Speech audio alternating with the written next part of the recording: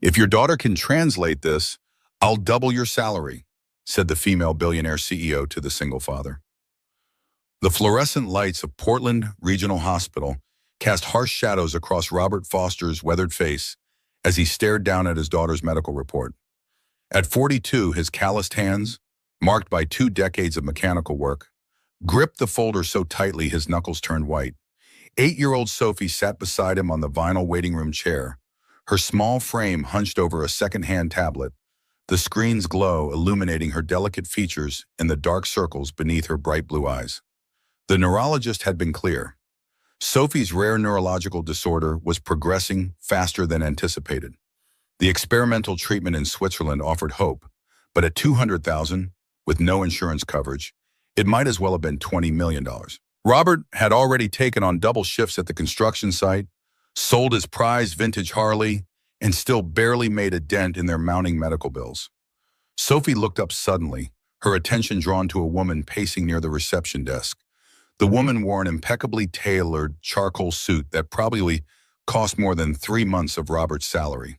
Her auburn hair was pulled back in a tight bun, and she spoke rapidly into her phone, switching effortlessly between what sounded like English, Mandarin, and something that might have been Portuguese. "Dad," Sophie whispered, tugging at Robert's worn flannel sleeve. "That lady with the nice shoes is really worried, not about money but about people who need clean water." Robert glanced at his daughter, then at the woman. It was something Sophie did sometimes, reading people with an uncanny accuracy that the doctors couldn't explain. A side effect of her condition, they suggested, as certain neural pathways deteriorated while others strengthened to compensate. "The Brazilian contract is worthless if we can't decode their technical specifications," the woman snapped into her phone. "I've spent 6 months and $300,000 on translators who can't even grasp the cultural nuances embedded in their engineering documents." Sophie watched the woman with the same intense focus she applied to her language puzzles. Her eyes tracked the woman's gestures, the micro-expressions flickering across her face, the tension in her shoulders. The woman ended her call and noticed them watching. Her sharp green eyes softened slightly when they landed on Sophie, but hardened again when she saw Robert's construction site uniform and the duct tape holding his work boots together. "Excuse me," she said, her voice carrying the authority of someone accustomed to immediate compliance. "Your daughter. She was listening to my conversation." Robert instinctively moved protectively in front of Sophie. "She doesn't understand Portuguese, ma'am. We're just waiting for the doctor." The woman's perfectly sculpted eyebrow arched. "Portuguese? I was speaking Mandarin for the last 2 minutes." She knelt down to Sophie's level, her expression shifting to something Robert couldn't quite read. "Sweetheart, what did you think I was talking about?" Sophie looked up at her father for permission. Robert nodded reluctantly. "You're upset because the people you hired can't understand the hidden meanings in the documents," Sophie said quietly. "They know the words, but they don't know the feelings behind them. Like when my dad says, 'I'm fine,' but his eyes say he's worried about something." The woman's composure cracked for just a moment. She stood slowly, her gaze never leaving Sophie's face. "What's your name, sweetheart?" "Sophie Foster. I'm 8 3/4. And you understood what I was saying in Mandarin?" Sophie nodded matter-of-factly. "You need someone who can read between the lines. The Brazilian engineers aren't just giving you technical specifications. They're testing whether you respect their culture enough to understand their subtle warnings about implementation challenges." The waiting room fell silent except for the hum of fluorescent lights. The woman stared at Sophie as if seeing a ghost, then looked up at Robert with an expression he'd never seen on another person's face, a mixture of desperation and hope that mirrored his own constant state. "Mr. Foster," she said slowly, her voice barely above a whisper, "I need to make you an offer." Robert's eyes narrowed with suspicion. "How do you know my name?" The woman tilted her head slightly. "Foster? Robert Foster? U.S. Army Corps of Engineers, Afghanistan deployment 2010-2014? The mechanic who redesigned the water filtration system at Forward Base Alpha when all the engineers couldn't fix it?" Robert blinked in surprise. "That was a long time ago. How would you know about that?" "I was there. Civilian contractor. Catherine Reynolds. You saved our operation when you jury-rigged that filtration system during the dust storm. I never forget someone who can solve problems that the so-called experts can't. Catherine Reynolds' corner office occupied the entire 42nd floor of the Reynolds Water Solutions building. Floor-to-ceiling windows offered a panoramic view of downtown Portland and the distant mountains. Robert had never been this high in a building before, though ironically he'd helped install the plumbing system in this very tower 2 years earlier. Sophie pressed her face against the glass, completely fearless, while Robert felt acutely aware of his work boots scuffing the pristine marble floor. "The contract is worth $50 million, Catherine said, sliding a thick folder across her mahogany desk. "But it's written in technical Portuguese, with cultural references that require not just translation, but interpretation. I've lost 3 potential deals this year because American translators miss the nuanced meanings." Robert flipped through pages of incomprehensible text mixed with engineering diagrams. "Ma'am, with all due respect, I don't understand why you're showing us this. Because your daughter understood my phone conversation better than linguists with doctorate degrees." Catherine pulled out her phone and showed them a recording. "This is a snippet of the Brazilian engineer explaining their water purification system. Listen." The Portuguese flowed like music, but Robert caught Sophie's eyes widening as she focused intently on the screen. "He's not just explaining the system," Sophie said quietly. "He's warning about the rainy season. He says the filtration works perfectly in their tests, but he's worried it might fail when the heavy rains come because they haven't tested it in real conditions. He's being polite, but he's basically saying your American engineers are rushing too much." Catherine's hand stilled on her phone. The American team projected a 6-month implementation timeline. "The Brazilian engineer thinks that's crazy," Sophie continued. "He says it should take at least 18 months to do it right, but he's too polite to say that directly. That's why he keeps mentioning the seasonal challenges. It's his way of saying you need to slow down." Robert watched his daughter translate not just words but intentions, cultural context, and unspoken concerns. How had he never realized the depth of what Sophie could do? "My daughter needs medical treatment," Robert said carefully. "Experimental therapy in Switzerland. It costs $200,000 and insurance won't cover it."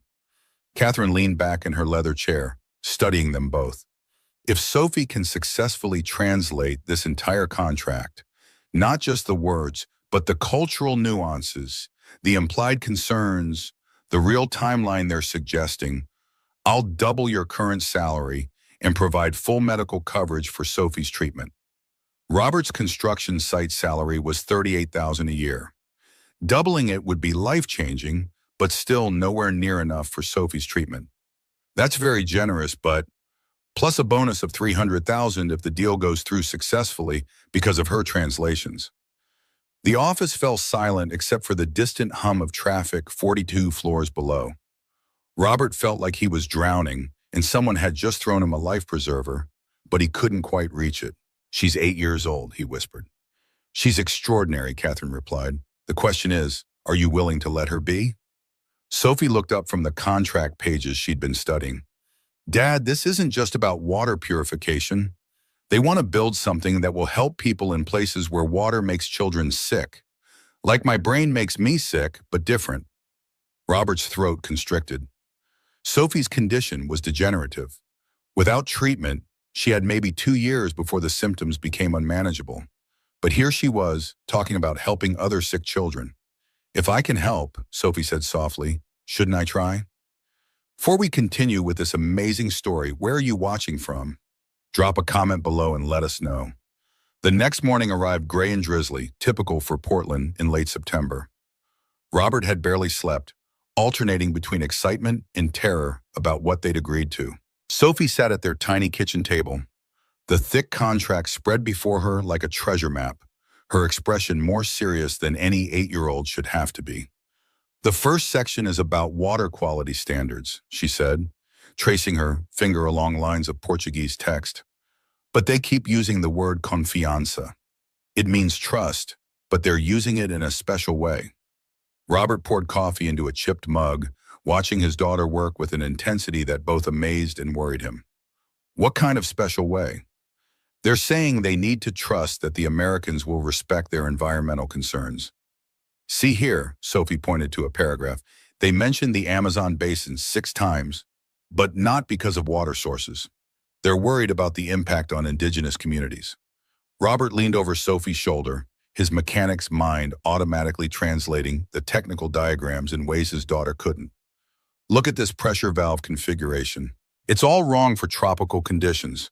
During heavy rains, this would create back pressure and potentially contaminate the entire system. Sophie looked up at her father with new appreciation. You understand the technical parts that I don't. 20 years of fixing things gives you a sense of how systems break, Robert replied with a shrug. In Afghanistan, we had to redesign the entire water filtration system because the engineers never accounted for dust storms clogging the intake valves. Fancy degrees don't teach you what happens when theory meets real-world conditions. Robert's phone buzzed with a text from Catherine. How's the translation progressing? Need anything? Robert typed back. Sophie says they're concerned about indigenous communities. Also, pressure valve configuration won't work in rainy season conditions. The response came immediately. None of our environmental consultants mentioned that. Peterson, our chief engineer, insists the valve design is flawless. What else? Sophie looked up from the document. Dad, this engineer, Senior Rodriguez, he's trying to tell them something important, but he's being very careful about how he says it. What do you mean? He keeps mentioning his grandmother. At first, I thought it was just nice stories, but he's talking about traditional water purification methods that indigenous people have used for centuries. He's trying to say that the new system should honor and incorporate those methods, not replace them. Robert stared at his daughter. How was she reading cultural subtleties that escape professional translators? There's more, Sophie continued. The timeline they keep discussing, 18 months. It's not just about engineering challenges. It's about getting approval from tribal leaders. That's why they can't rush it. Robert's phone rang. Catherine's name appeared on the cracked screen. Robert, I need to see you both in my office immediately. I just got off a call with our Brazilian partners, and something Sophie translated yesterday has changed everything. An hour later, they sat in Catherine's office while she paced behind her desk, her usual composure replaced by barely contained excitement. Your daughter's insight about the rainy season timeline was correct, Catherine said. But more importantly, she identified cultural concerns that could have killed the entire deal. Our American team was about to make a presentation that would have been seen as disrespectful to indigenous traditions. Sophie sat quietly, listening with the same focused attention she gave to everything. The Brazilians want to video conference with Sophie directly, Catherine continued. They're curious about this 8-year-old who understands their cultural nuances better than international consultants.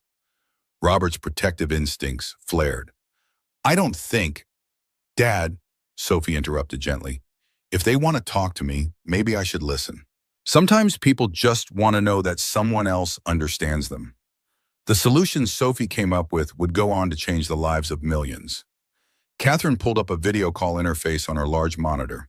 Within moments, 3 men appeared on screen. The lead engineer, Rodriguez, and 2 colleagues sitting in what appeared to be a conference room with windows overlooking lush greenery. Hola, Sophie, Rodriguez said in heavily accented English. I hear you understand our concerns about the water project. Sophie smiled shyly.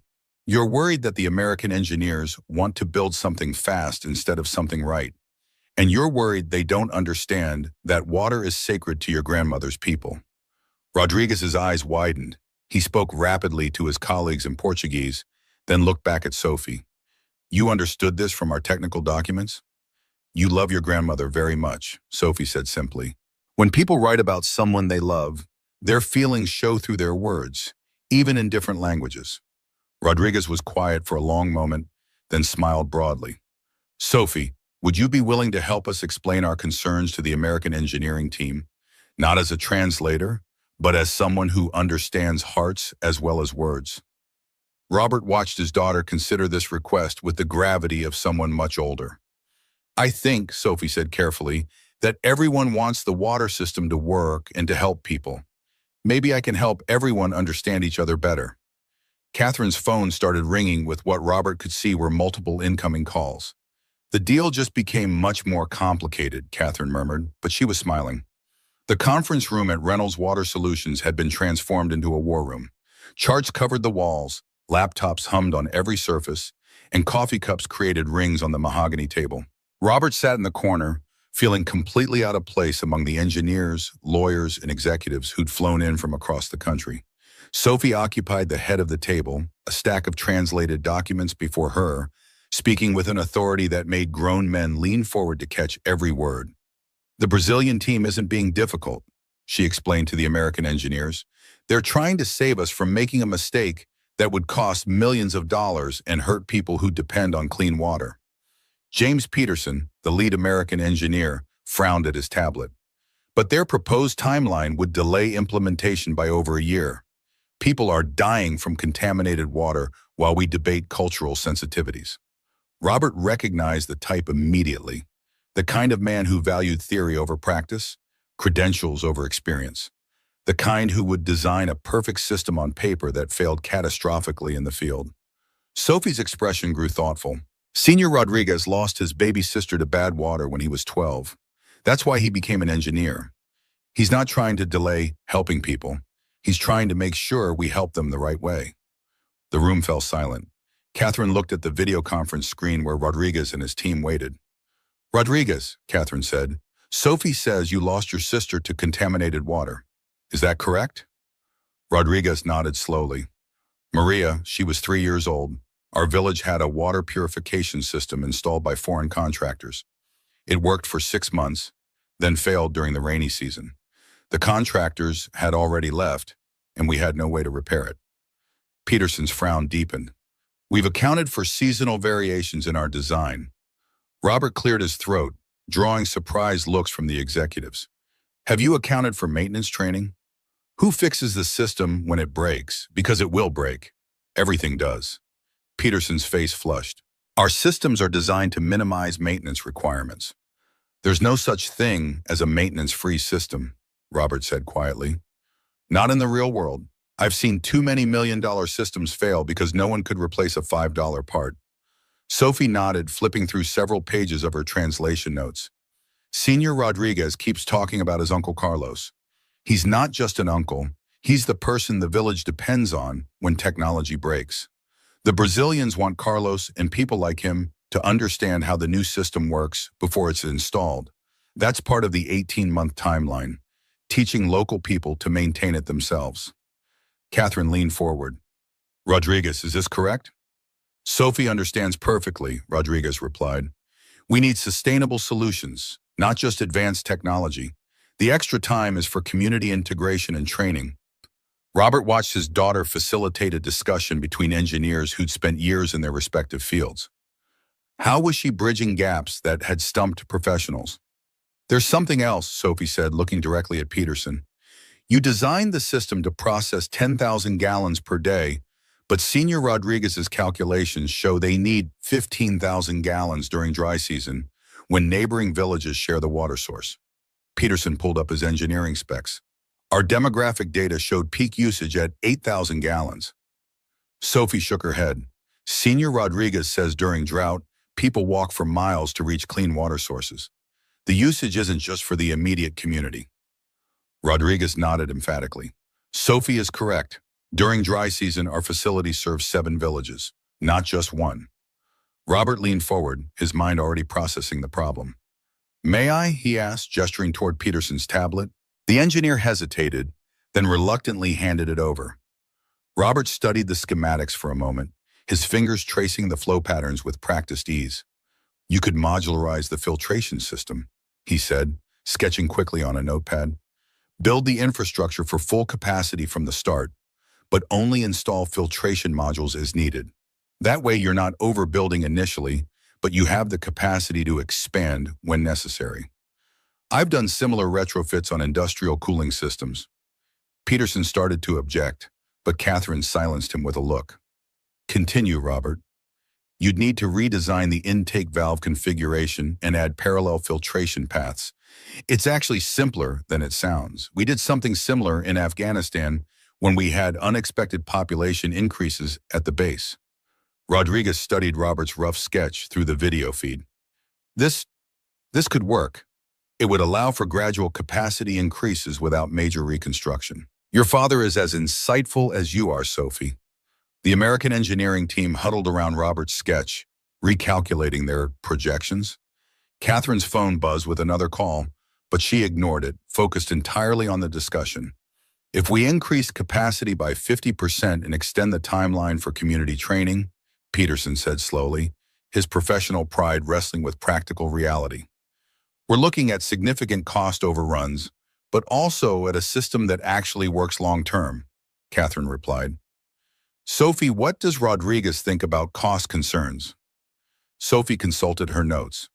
He says Brazilian labor costs are lower than American estimates, and local materials are more available than your suppliers indicated. The extra capacity might not cost as much as you think. Rodriguez smiled. Sophie reads not just our words, but our solutions. We have proposal for cost-effective modifications.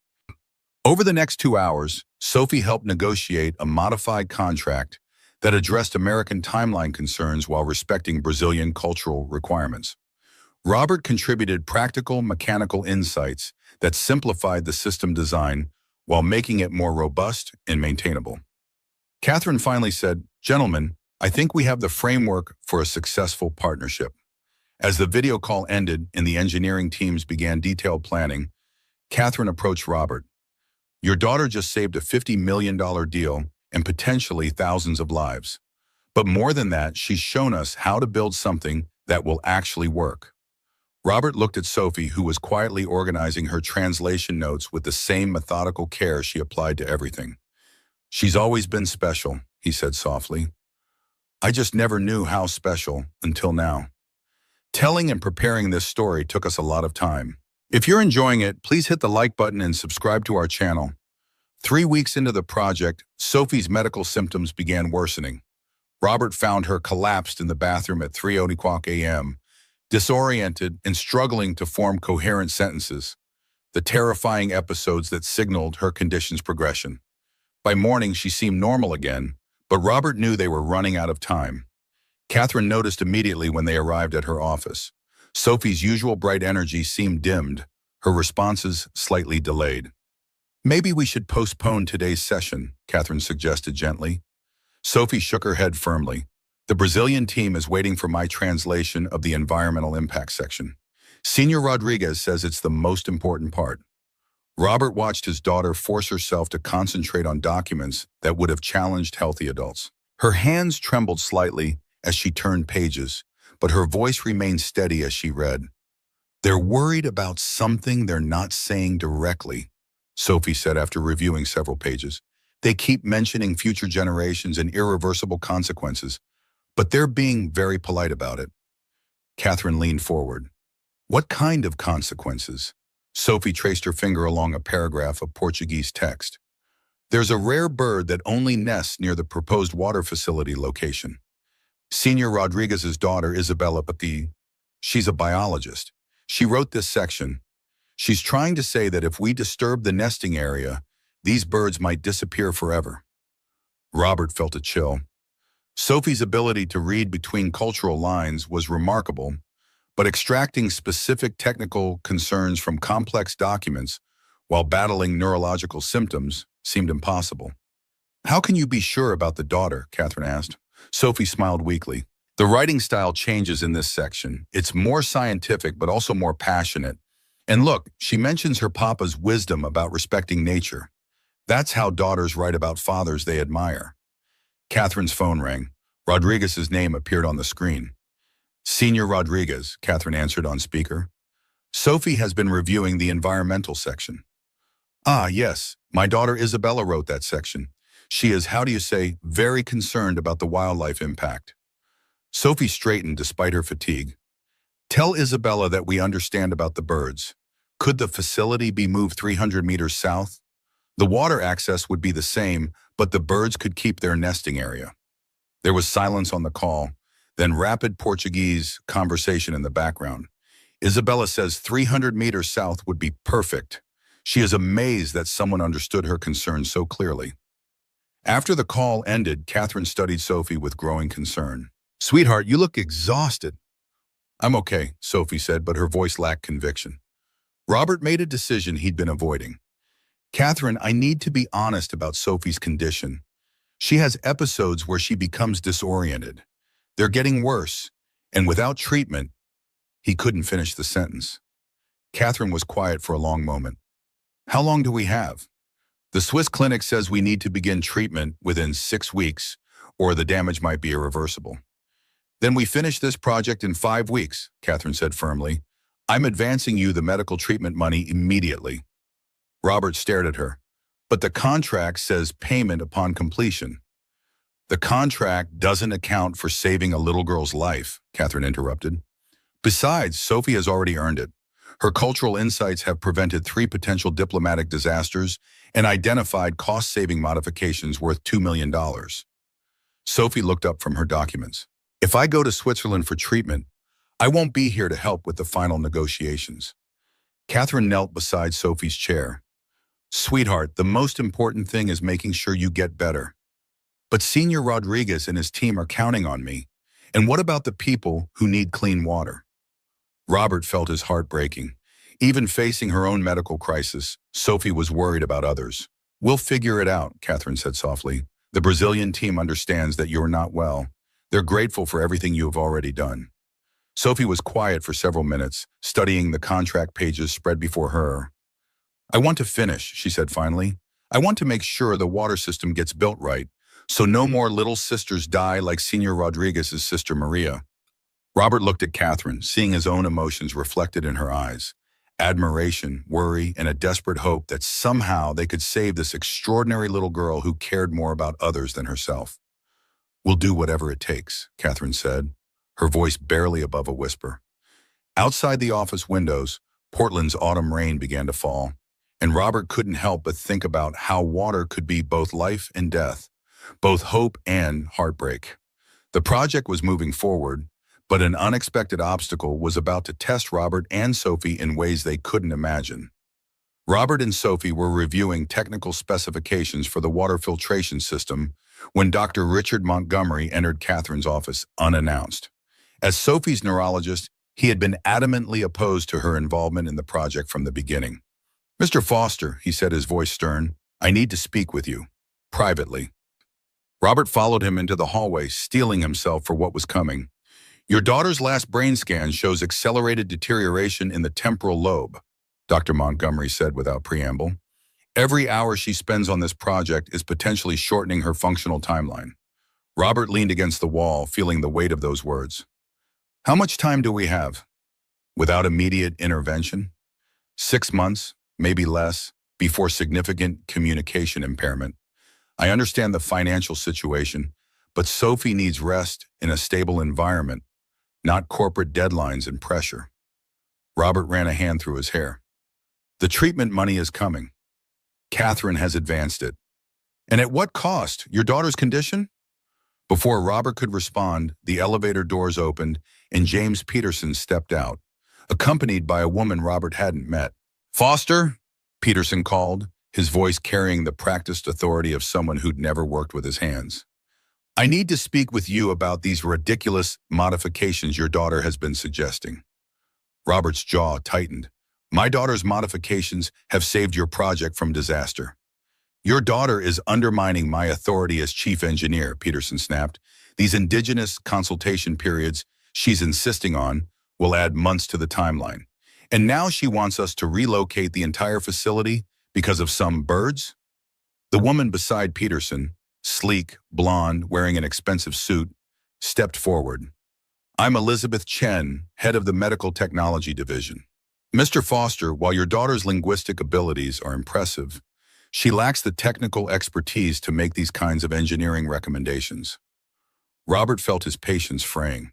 My daughter understands what your experts have missed for 6 months, that this isn't just about building a water system. It's about building trust with the communities you're trying to help. Montgomery cleared his throat. This discussion is irrelevant. Sophie needs immediate medical attention, not corporate politics. Robert looked through the glass wall into Catherine's office, where Sophie was carefully explaining something to Rodriguez on the video screen.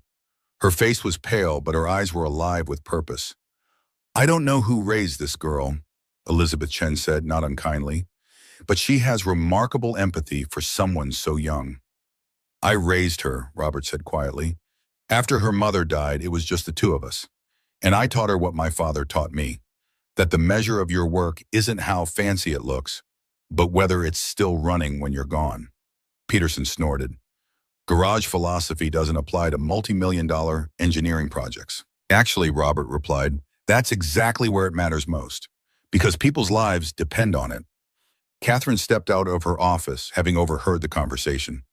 Peterson, your engineering team has made 3 critical errors that Sophie and Robert caught. Elizabeth, the Brazilian government is now considering expanding this project to potentially 50 locations across the country because of the cultural sensitivity Sophie has brought to the table. And Dr. Montgomery, I understand your medical concerns, but we're advancing the treatment funds immediately. She turned to Robert. There's a call you and Sophie need to take. The Brazilian Minister of Water Resources wants to speak with you both.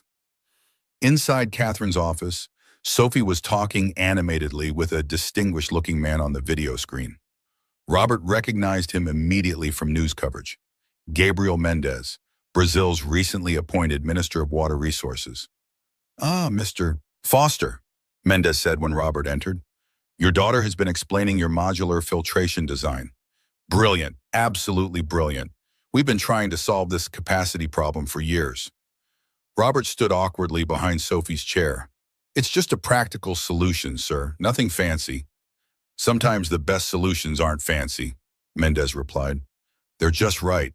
Now, I understand there's a personal situation affecting your timeline. Sophie looked up at her father, then back at the screen. I need to go to Switzerland for medical treatment, Minister Mendes, but I don't want to leave the project unfinished. Mendes's expression softened. Sophie, the work you've done has already transformed our approach. But I have a proposition. My technical team can come to Portland next week for intensive sessions to complete the cultural translations. And perhaps afterward, when you're feeling better, you might visit Brazil to see the system in operation? The hope in Sophie's eyes made Robert's heart ache. They both knew that when you're feeling better was an uncertain prospect at best. I would like that very much, Sophie said quietly. After the call ended, Catherine placed a hand on Robert's shoulder. The Swiss clinic confirmed they can take Sophie in 3 weeks. The funds have been transferred. Robert nodded, unable to speak past the lump in his throat. Dad, Sophie said, her voice small but determined. We have 3 weeks to finish this right. In that moment, looking at his daughter's resolve, Robert made a silent promise. Whatever happened, whatever it cost him, he would make these 3 weeks count. I hope you're still with us. Where are you watching from? Let us know in the comments below. Sophie's condition continued to fluctuate. Some days she was sharp and focused. Others she struggled to remember what she'd translated the day before. Robert created a system at their apartment, color-coded notes, voice recordings, and a wall-sized timeline that helped Sophie track her progress even during her confused episodes. Catherine had arranged for Robert to take a leave of absence from the construction site, with full pay.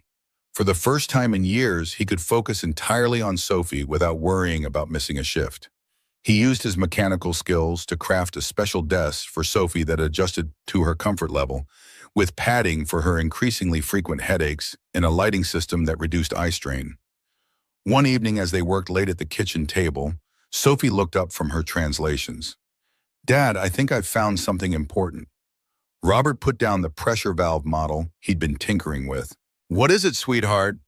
In all of Senior Rodriguez's communications, he refers to the water system as O Guardião, the guardian, not as a machine or a facility.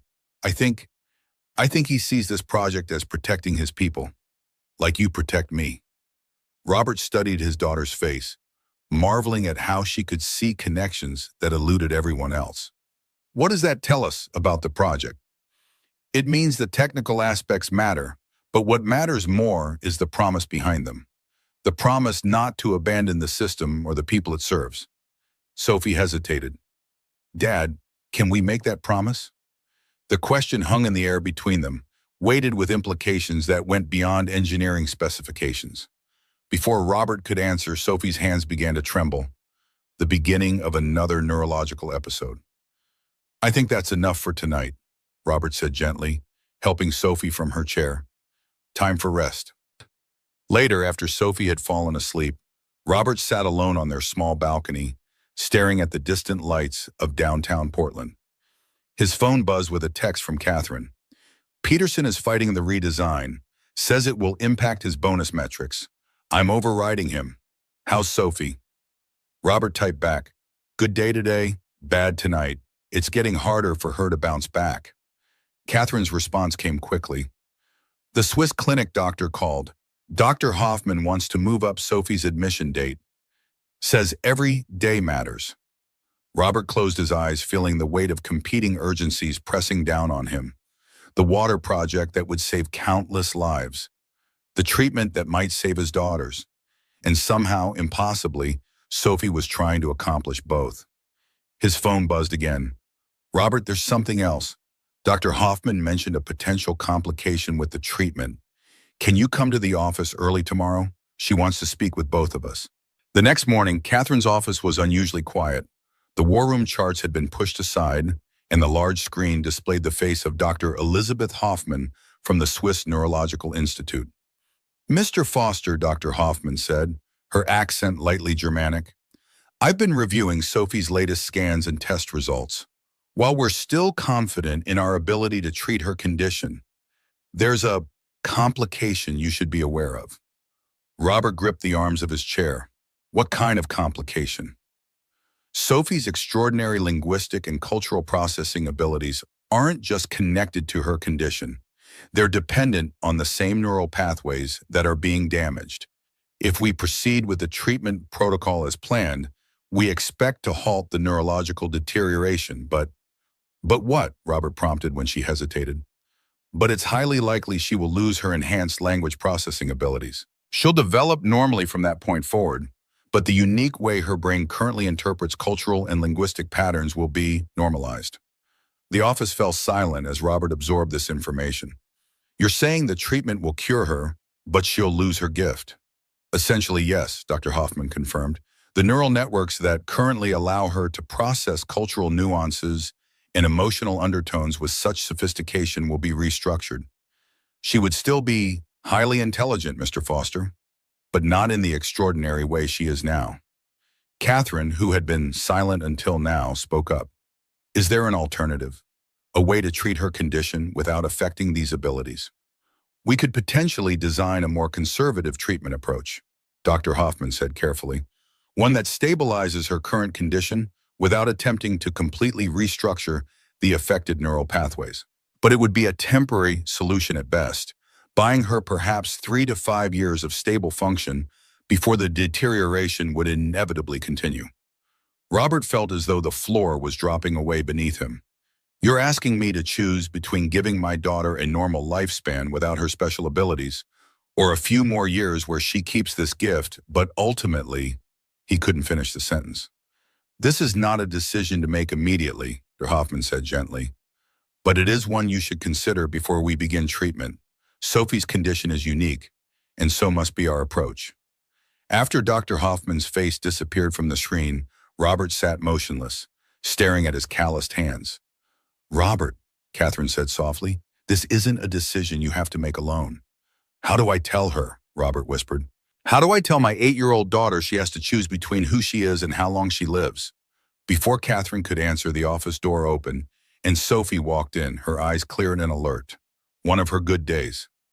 Tell me what, Dad? She asked, and Robert realized she had overheard at least part of the conversation. Robert and Catherine exchanged a glance, and Catherine nodded slightly. Some truths couldn't be protected against, only faced together. Sweetheart, Robert began, his voice steadier than he felt. Dr. Hoffman has been looking at your test results, and there's something we need to discuss about your treatment. The story is about to take an unexpected turn.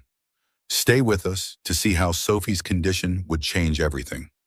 Robert knelt beside Sophie's chair, choosing his words carefully. The treatment in Switzerland can make you better, sweetheart. It can stop your condition from getting worse. Sophie's bright eyes studied her father's face. But it might change the way your brain works, the special way you understand languages and people's feelings. you might lose that ability. Sophie was quiet for a long moment, absorbing this information with the same intense focus she applied to her translations. So I would be normal? She finally asked. You would still be smart and wonderful, Robert assured her. Just different.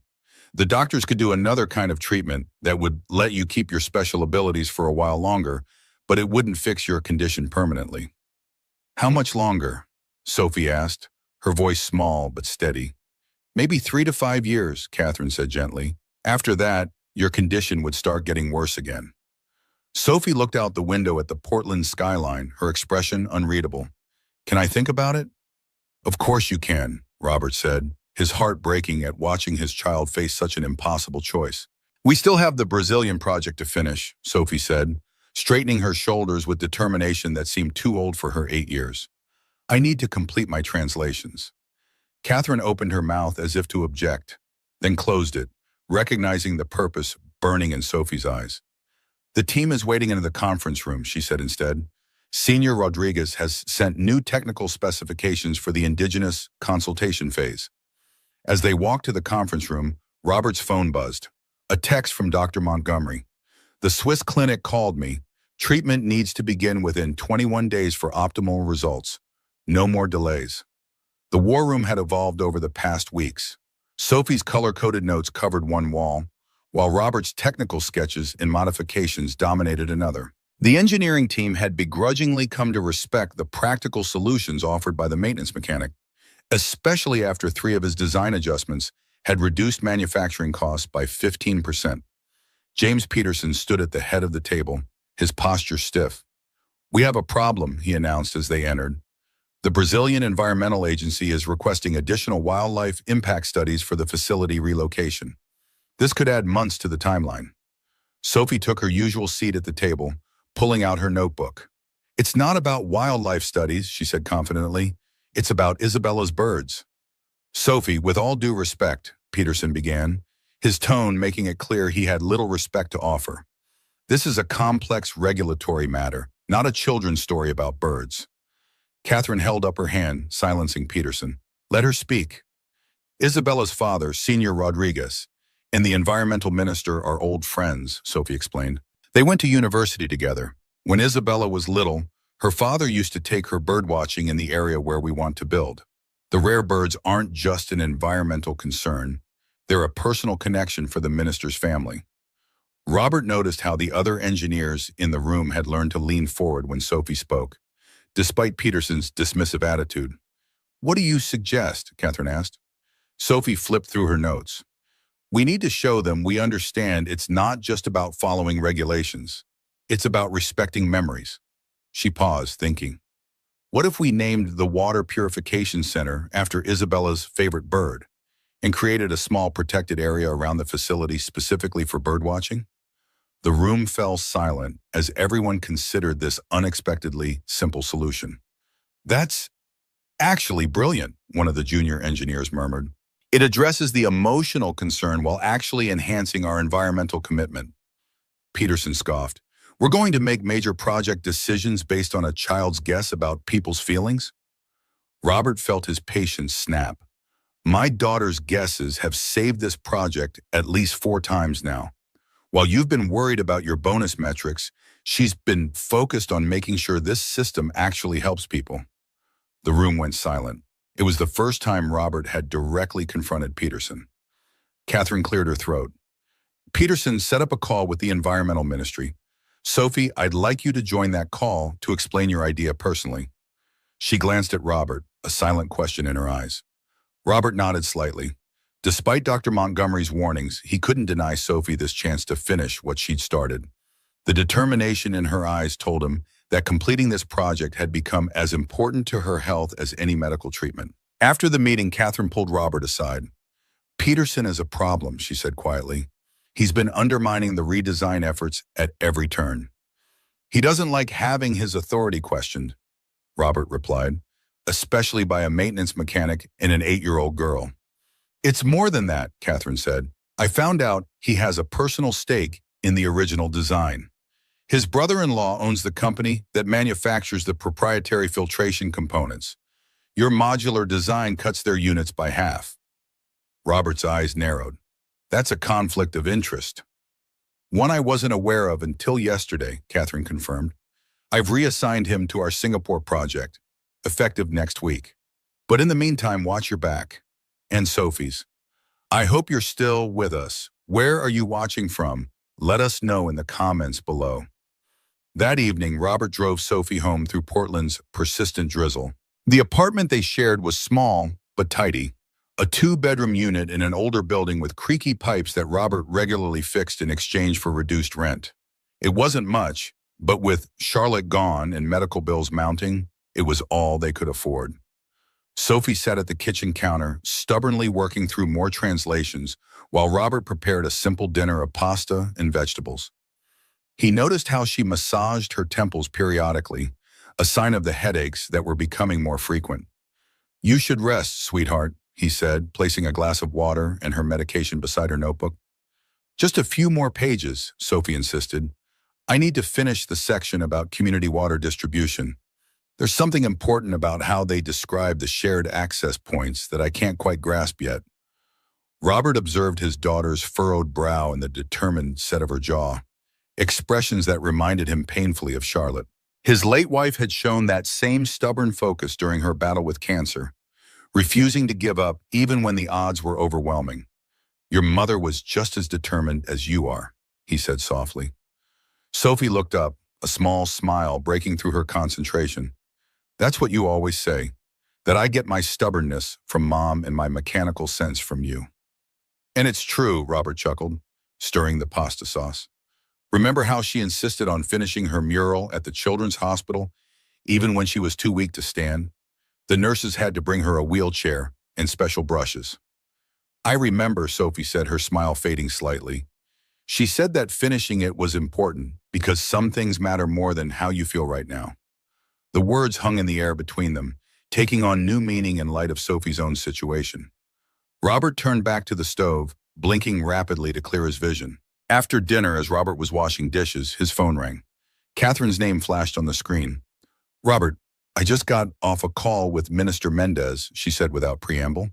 He was impressed with Sophie's bird sanctuary proposal. He's personally approved the environmental variance. No additional studies required. That's great news, Robert replied, lowering his voice so Sophie wouldn't overhear from the living room where she was watching a Portuguese nature documentary, her way of relaxing while still improving her language skills.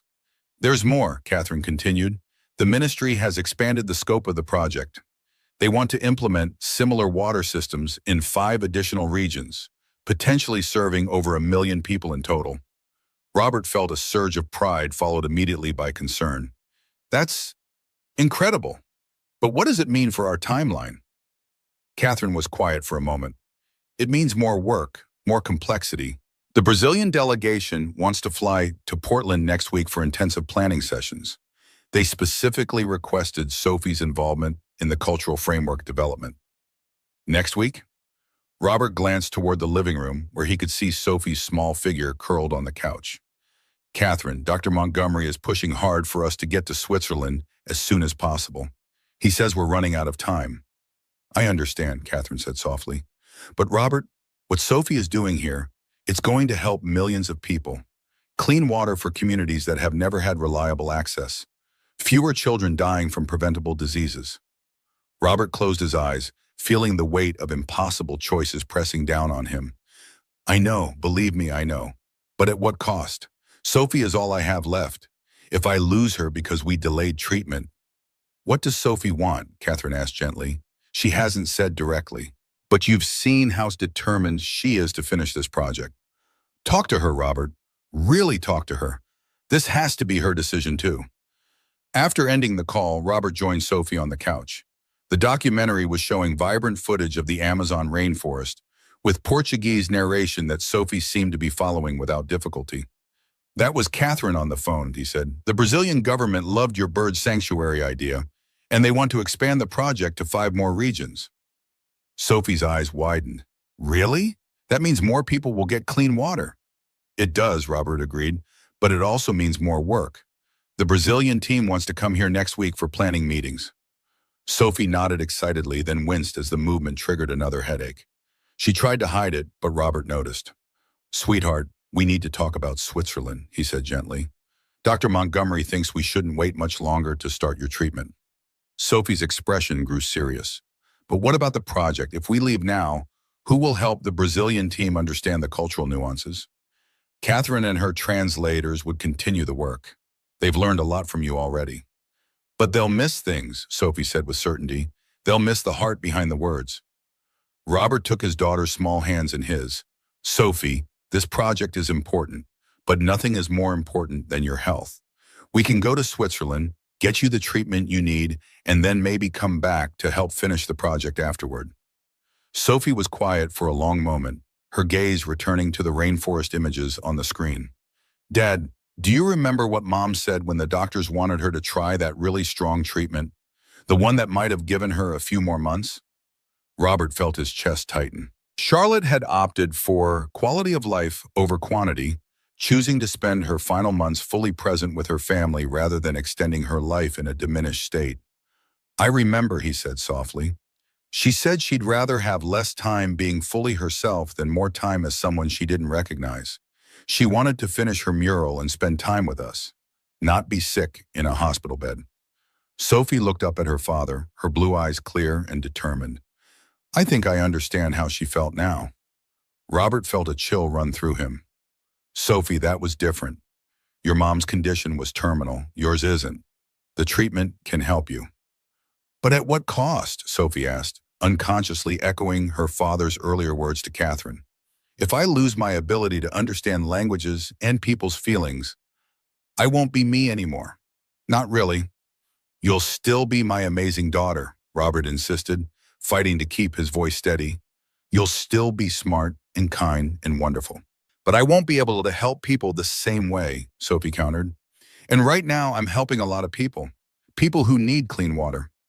Robert struggled to find the right words, torn between his desperate desire to protect his daughter and his growing recognition of her wisdom beyond her years.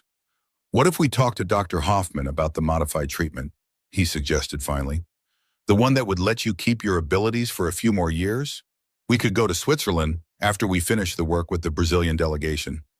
Sophie's face brightened. "Could we really do that? Could we finish the project first and then go?" "We'd need to talk to the doctors about the risks," Robert cautioned. "But if that's what you want, we'll find a way to make it work." Sophie threw her arms around her father's neck. "Thank you, Dad. I promise I'll work really hard to finish everything quickly." As Robert held his daughter close, he silently prayed he wasn't making a terrible mistake.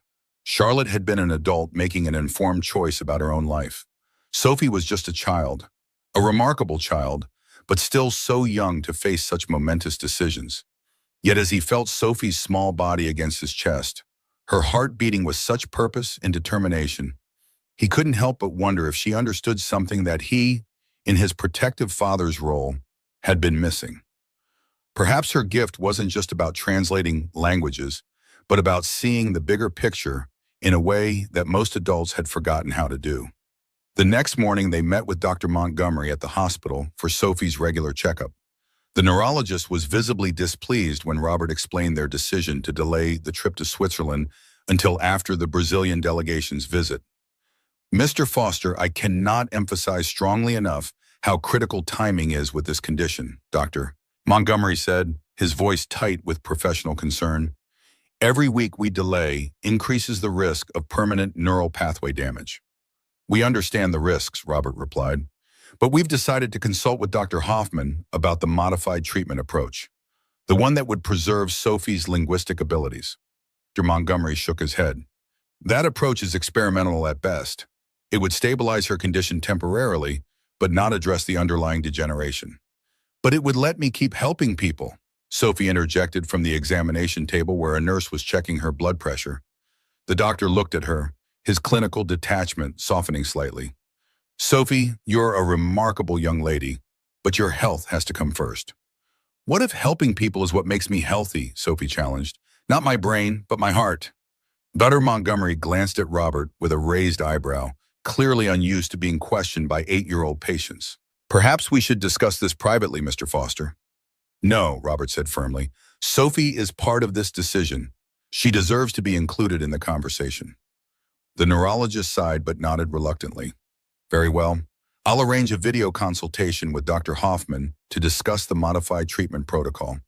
But I want to be clear. Medically, I believe the standard treatment, begun as soon as possible, offers the best prognosis.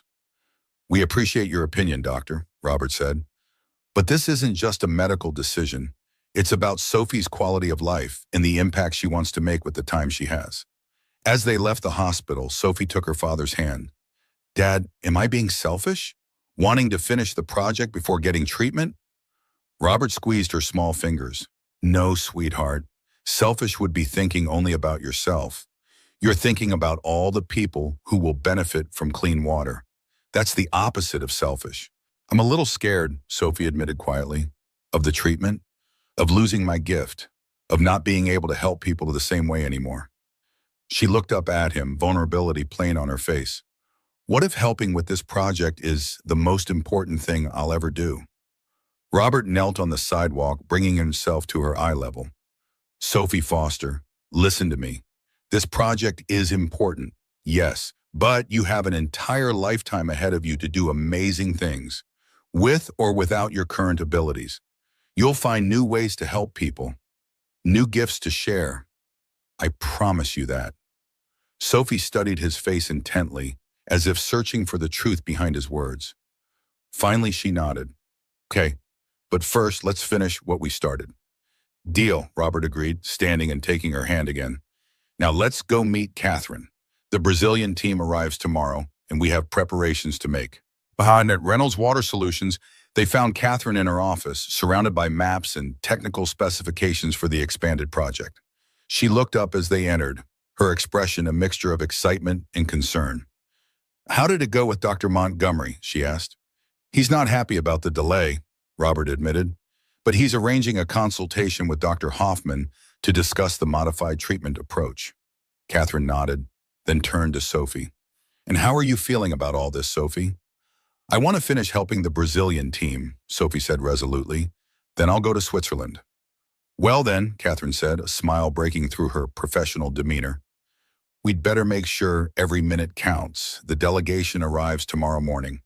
Rodriguez, Isabella, and 3 representatives from the indigenous communities, plus a technical team of 5 engineers. Robert whistled softly. That's a substantial group. The Brazilian government is taking this very seriously, Catherine confirmed. Minister Mendes has emphasized that the cultural integration framework Sophie has been developing is now considered as important as the technical specifications. Sophie beamed with pride, then moved to examine the maps spread across Catherine's desk. Are these the 5 new regions?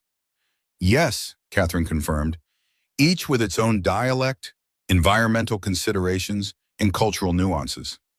Sophie traced the river systems with her finger. They all connect, she observed. The rivers, the communities, the water needs, they're all part of the same system. That's important. The Brazilian elders see water as a connector, not a resource. That's why they're so concerned about how we implement the purification systems. Robert watched his daughter analyze the complex geographical and cultural relationships with an intuitive understanding that no amount of academic training could provide. In these moments, her gift was so apparent, so valuable, that the idea of losing it to treatment seemed almost criminal. Yet the alternative, risking her long-term health for short-term impact, filled him with equal dread. As a father, his instinct was to protect her at all costs. As a parent who had already lost his wife to illness, the thought of delaying necessary medical care felt like tempting fate. Robert? Catherine's voice broke through his thoughts. The engineering team would like your input on the maintenance protocols for the expanded project. Your practical approach has been incredibly valuable. He nodded, grateful for the distraction from his worries. I'll work with them this afternoon, but first, I need to help Sophie prepare for tomorrow's meetings. Actually, Catherine said with a slight smile, Sophie has been invited to have lunch with Isabella. Rodriguez's daughter arrived early and specifically asked if Sophie could join her at the hotel restaurant. Sophie's face lit up. Really? Isabella wants to have lunch with me? She said she's bringing some recordings from the indigenous communities that she thought you might find interesting, Catherine confirmed. Robert hesitated. I'm not sure if that's a good idea. Sophie needs to rest and… Dad, Sophie interrupted gently. I'll be fine. The hotel is just across the street, and I really want to meet Isabella. Robert recognized the determined set of his daughter's jaw, the same expression Charlotte had worn when she was set on something. All right, he conceded, but only for an hour, and I want you to call me if you start feeling tired. I promise, Sophie said solemnly, though her excited bounce betrayed her enthusiasm. As they made preparations for Sophie's lunch meeting, Robert couldn't help but marvel at how quickly his daughter had become not just a participant in this international project, but a central figure. People twice, 3 times, even 4 times her age were seeking her input, valuing her unique perspective. It was a bittersweet pride that filled him. Joy at seeing her extraordinary abilities recognized, fear at the cost those abilities might exact on her health. The clock was ticking, and each day brought them closer to a decision that would shape the rest of Sophie's life. The Brazilian delegation's arrival transformed the Reynolds Water Solutions offices. The sterile corporate environment blossomed with color and energy as Rodriguez and his team brought their vibrant culture into the heart of Portland's business district. Conference rooms were repurposed as collaborative workspaces, with Sophie's cultural translation notes prominently displayed alongside Robert's practical maintenance diagrams. Isabella Rodriguez, a passionate young biologist in her early 30s, had formed an immediate bond with Sophie during their lunch meeting. Now, 3 days into the delegation's visit, the two could often be found huddled together, with Isabella sharing her environmental expertise while Sophie translated the complex cultural considerations that embedded in the indigenous community's feedback. It's not just about preserving bird habitats, Isabella explained to the engineering team during a morning briefing. These birds are part of the community's identity, their stories, their understanding of the world. Sophie nodded eagerly. When Senior Rodriguez's technical team described the water flow rates, they used a phrase that translates literally as the river's breath. They're not being poetic, they're describing their scientific observation of seasonal variations through their cultural framework. Robert, who had been quietly adjusting a small-scale model of the filtration system, looked up with pride. Sophie's ability to bridge these worlds, technical and cultural, Western and indigenous, was remarkable. Yet each day he noticed small signs of her condition's progression. Moments of confusion, headaches that lasted longer, occasional tremors in her small hands. Hoffman had conducted 2 video consultations with them, carefully explaining the modified treatment approach that would preserve Sophie's unique neural pathways while stabilizing her condition. It's important to understand, the Swiss neurologist had emphasized, that this is not a cure. It's a compromise that buys time, perhaps 3 to 5 years of relatively stable function. After that, the degeneration will continue unless we intervene with the standard treatment protocol. Which would normalize her brain function, Robert had asked for clarification. Yes, Dr. Hoffman confirmed. The standard treatment would restructure the affected neural pathways, likely eliminating the unique processing patterns that give Sophie her extraordinary linguistic and cultural insights. Sophie, who had been listening intently to this discussion of her brain, spoke up with characteristic directness. But I would be healthy? I would live a normal lifespan?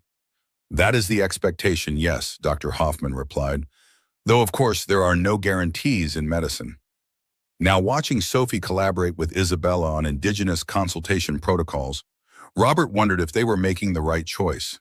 The modified treatment would preserve her gifts, but only temporarily. The standard treatment would give her a normal life, but take away what made her so special. It was an impossible dilemma, made more complex by Sophie's own fierce determination to complete the water project before beginning any treatment at all. Mr. Foster? One of the Brazilian engineers approached, interrupting Robert's troubled thoughts. We have a question about your modular filtration design. The components for the high-volume configuration, would they be accessible to local maintenance workers with limited tools? Robert pushed his worries aside, focusing on the practical problem at hand. That's actually a critical consideration, he said, moving to the technical diagrams. I've redesigned the access panels to use standard tools. And look here, these connection points are deliberately oversized to allow for maintenance with basic wrenches, not specialized equipment. The engineers studied the diagrams with new appreciation. This is very different from our usual approach. Typically, our systems require specialized training and tools, which means when they break down in remote locations, they stay broken, Robert observed. I learned that lesson the hard way in Afghanistan. The most advanced system in the world is useless if local people can't maintain it. Your practical experience is invaluable, the engineer acknowledged. Most of our consultants have never actually built or maintained the systems they design. Robert smiled ruefully. 20 years of fixing things teaches you how they break. That's a kind of knowledge you can't get from books or computer models. As the day progressed, Sophie showed increasing signs of fatigue. By mid-afternoon, Robert noticed her struggling to focus during a translation session with the indigenous representatives. When she stumbled over a Portuguese phrase she had translated flawlessly the day before, he intervened. "I think we need a break," he announced, gently guiding Sophie from her chair. "We'll continue this in an hour." Catherine, who had been observing from the doorway, followed them into the hallway. "Robert, is she all right?" "Just tired," Robert replied, though they both knew it was more than that. "She needs to rest." Catherine nodded, concern evident in her eyes. "Use my office. The couch is comfortable and it's quiet." As Sophie settled onto Catherine's office couch, Robert pulled the blinds closed to dim the harsh afternoon light. "Just rest for a little while, sweetheart. You've been working so hard." "But we need to finish the Indigenous consultation framework," Sophie protested weakly. "The elders are only here for 2 more days." "The framework can wait an hour," Robert insisted. "Your health comes first." Sophie sighed but didn't argue further. A sign of just how exhausted she truly was. Within minutes, she had drifted off to sleep, her small face finally peaceful. Robert watched her for a moment, then stepped outside where Catherine was waiting. "It's getting worse, isn't it?" Catherine asked quietly. "The good days are less frequent, the bad ones more severe," Robert confirmed. "Dr. Hoffman wants us in Switzerland next week at the latest." Catherine glanced through the doorway at Sophie's sleeping form. "Will you go with the modified treatment, the one that preserves her abilities?" "That's what Sophie wants," Robert said, his voice tight with emotion. "She's so determined to help with this project, to make a difference while she still can." "She reminds me of Charlotte," Catherine observed softly. Robert looked at her in surprise. "You never met my wife." "No, but I've heard Sophie talk about her, and I see her in Sophie. That same determination to finish what matters, regardless of personal cost." Catherine hesitated, then added, "It's a rare quality, one worth preserving, perhaps, even if only for a few more years." Before Robert could respond, Isabella approached, her expression worried. "Is Sophie all right? She seemed disoriented during our session." "She's resting," Robert explained. "The condition affects her energy levels and concentration." Isabella nodded thoughtfully. "My research focuses on biodiversity, but I've studied neurology as well. The brain's ability to adapt and compensate for damage is remarkable. Sometimes what appears to be dysfunction in one area creates unexpected strengths in others." "That's what seems to have happened with Sophie," Catherine confirmed. "Her condition has altered her neural pathways in ways that give her extraordinary linguistic and cultural processing abilities." "And the treatment would normalize these pathways?" Isabella asked. "The standard treatment, yes," Robert explained. "The modified approach would preserve them temporarily while stabilizing her condition." Isabella was quiet for a moment, considering this information. "In my field, we consider biodiversity essential to ecosystem health. Variation, even what might appear as abnormality, often serves a crucial purpose." She glanced toward Catherine's office where Sophie slept. "Perhaps the same is true of neurological diversity." The observation hung in the air between them, offering a perspective Robert hadn't considered before. What if Sophie's condition wasn't simply a medical problem to be fixed, but a different way of being in the world, one with its own unique value and purpose? The thought was interrupted by a commotion near the main conference room. Rodriguez emerged, his expression concerned, followed by several engineers speaking rapidly in Portuguese. "There is a problem," Rodriguez explained when he saw them. "The Environmental Ministry has received new hydrological data from the expanded project regions. The seasonal flow rates are much more variable than our models predicted." Catherine straightened immediately, shifting back into CEO mode. "How does this affect the implementation?" The current filtration system design would be overwhelmed during peak rainy season in at least 3 of the 5 new regions, one of the engineers explained. We need to completely recalculate the capacity requirements. Robert thought quickly. The modular design should be able to accommodate the variation. We just need to adjust the number of filtration units for each location based on maximum anticipated flow. It's more complicated than that, Rodriguez said grimly. The indigenous representatives are concerned that larger facilities would disrupt sacred sites near the river bends. They're threatening to withdraw their support entirely. Catherine ran a hand through her hair, a rare gesture of frustration breaking through her professional composure. This could set us back months. The entire project expansion could be at risk. Sophie would know how to approach this, Isabella said quietly. She understands the cultural significance of the river sites in a way none of us do. Robert glanced toward Catherine's office, where his daughter still slept, exhausted from the morning's efforts. She needs rest, he said firmly. This will have to wait until she's stronger. Of course, Rodriguez agreed immediately. Sophie's health must come first. Perhaps we can review the hydrological data in the meantime and prepare options for her to consider when she wakes. As the group moved toward the engineering workspace, Isabella lingered behind with Robert. Your daughter is extraordinary, she said softly. In my culture, we would say she has a gift from the river spirits, the ability to flow between worlds, carrying meaning from one to another. Robert smiled faintly. In my culture, we call it a neurological condition and try to fix it. Isabella's answering smile was sad but understanding. Different perspectives, neither entirely wrong. The challenge is finding the balance between them, just as Sophie does so beautifully between languages and cultures. The conversation left Robert thoughtful as he returned to Catherine's office to check on Sophie. She was still sleeping, but her face was no longer peaceful. Her brow was furrowed, and she mumbled occasionally, signs of the neurological activity that both blessed and cursed her. Watching his daughter, Robert was struck anew by the impossible choice they faced. The standard treatment would give Sophie a normal life, going to school, making friends, growing up healthy, but would take away the extraordinary gift that made her who she was.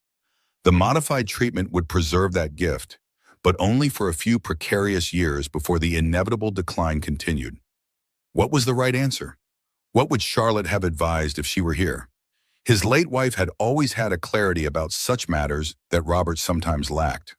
She had seen the big picture, the long view, while he tended to focus on what was directly in front of him, the problem that needed fixing today. Sophie stirred, her eyes fluttering open. Dad? She murmured, disoriented. I'm here, sweetheart. Robert moved to sit beside him. How are you feeling? My head hurts, Sophie admitted, and I had strange dreams about rivers and birds talking to each other.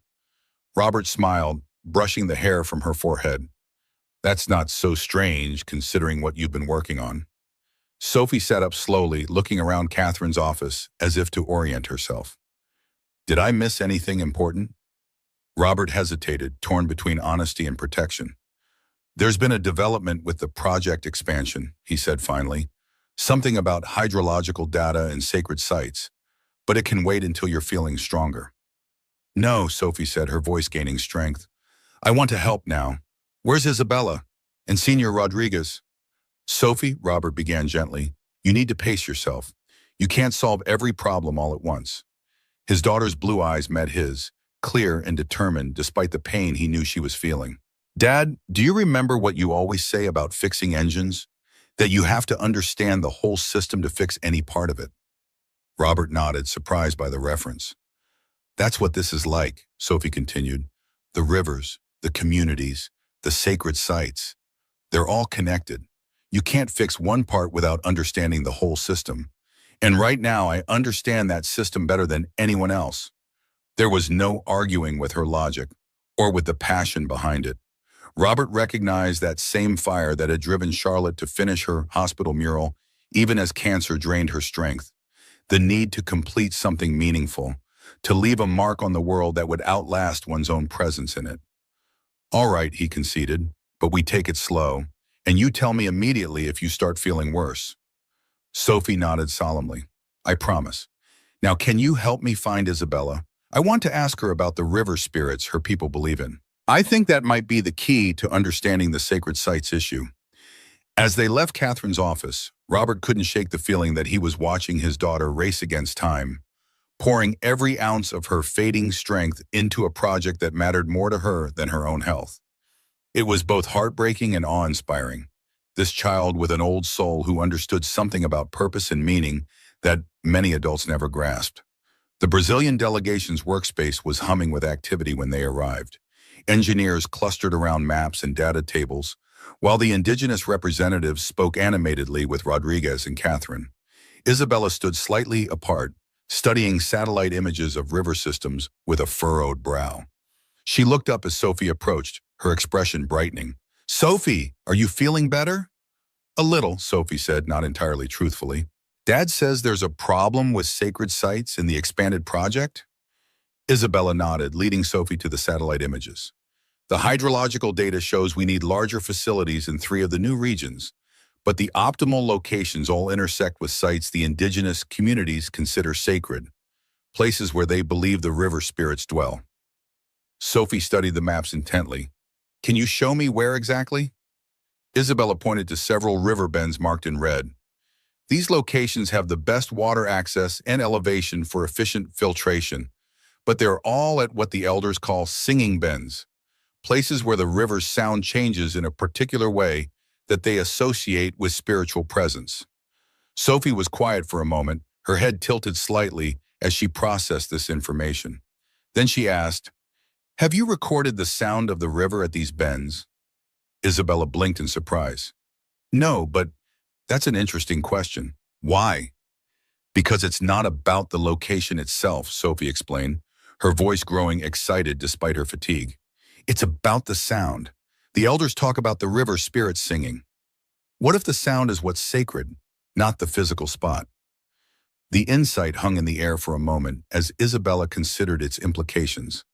"You think we could build elsewhere as long as we preserve the sound?" "Or incorporated it somehow," Sophie suggested. "What if the water flowing through the filtration system could be designed to create a similar sound? Then the spirit's song would continue, just in a new form." Isabella's eyes widened.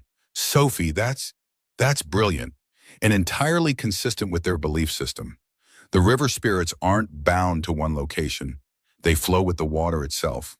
She quickly called over Rodriguez and one of the indigenous representatives, explaining Sophie's insight in rapid Portuguese. The elder's face, initially skeptical, gradually transformed as he understood the proposal.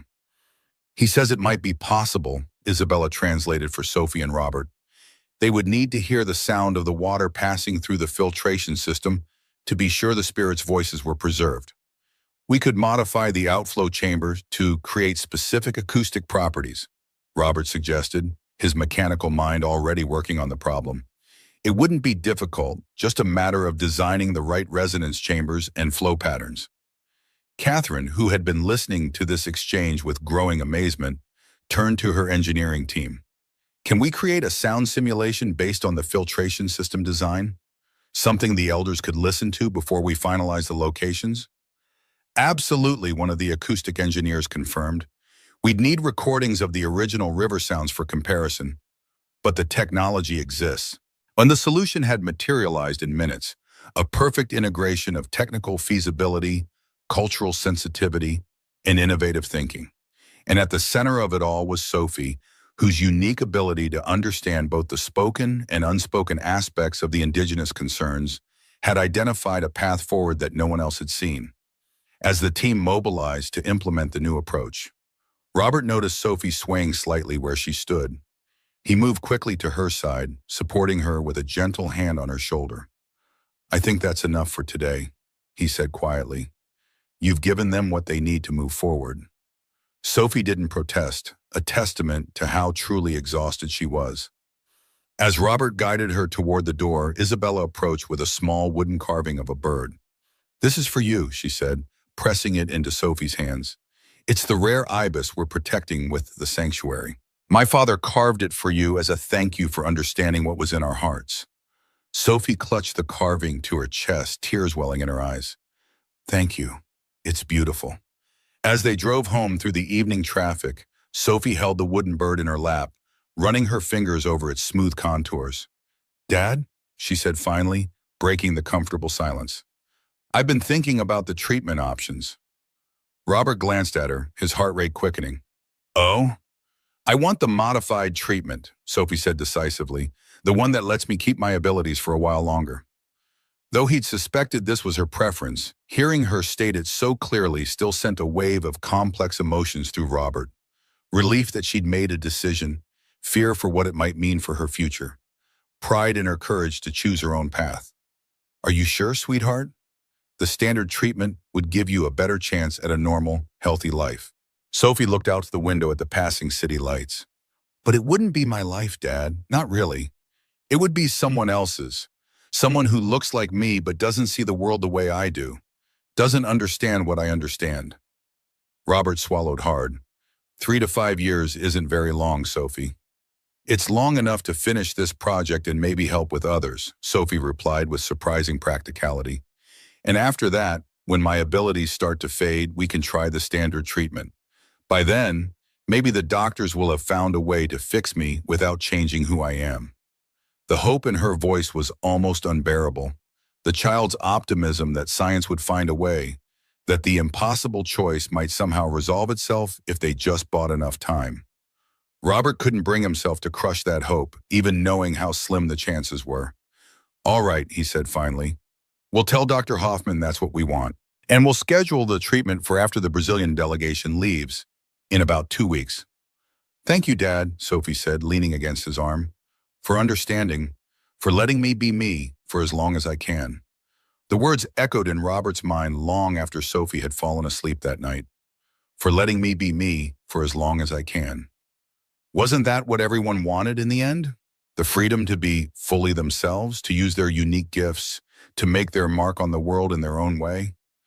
As he sat on their small balcony looking out at the Portland skyline, Robert wondered if he was making the right choice as a parent. The conventional wisdom would say no, that his job was to protect Sophie's health above all else, to choose the treatment with the best long-term prognosis regardless of other considerations. But Sophie wasn't a conventional child, and her condition wasn't a conventional medical problem.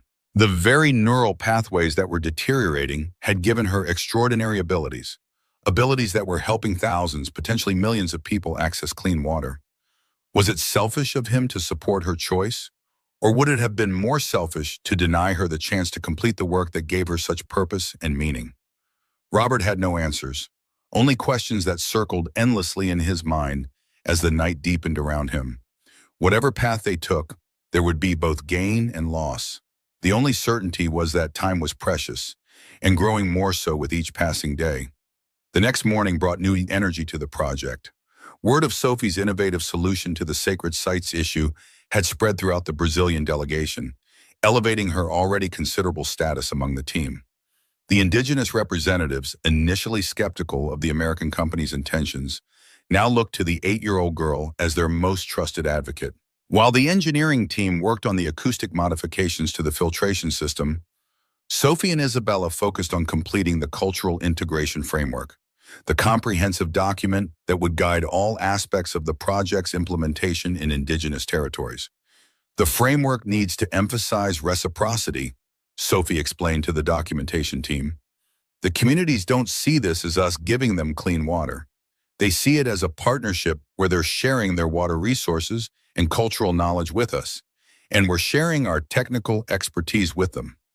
Robert, who had been invited to join the senior engineering meetings based on his practical contributions, found himself unexpectedly recognized as an authority figure.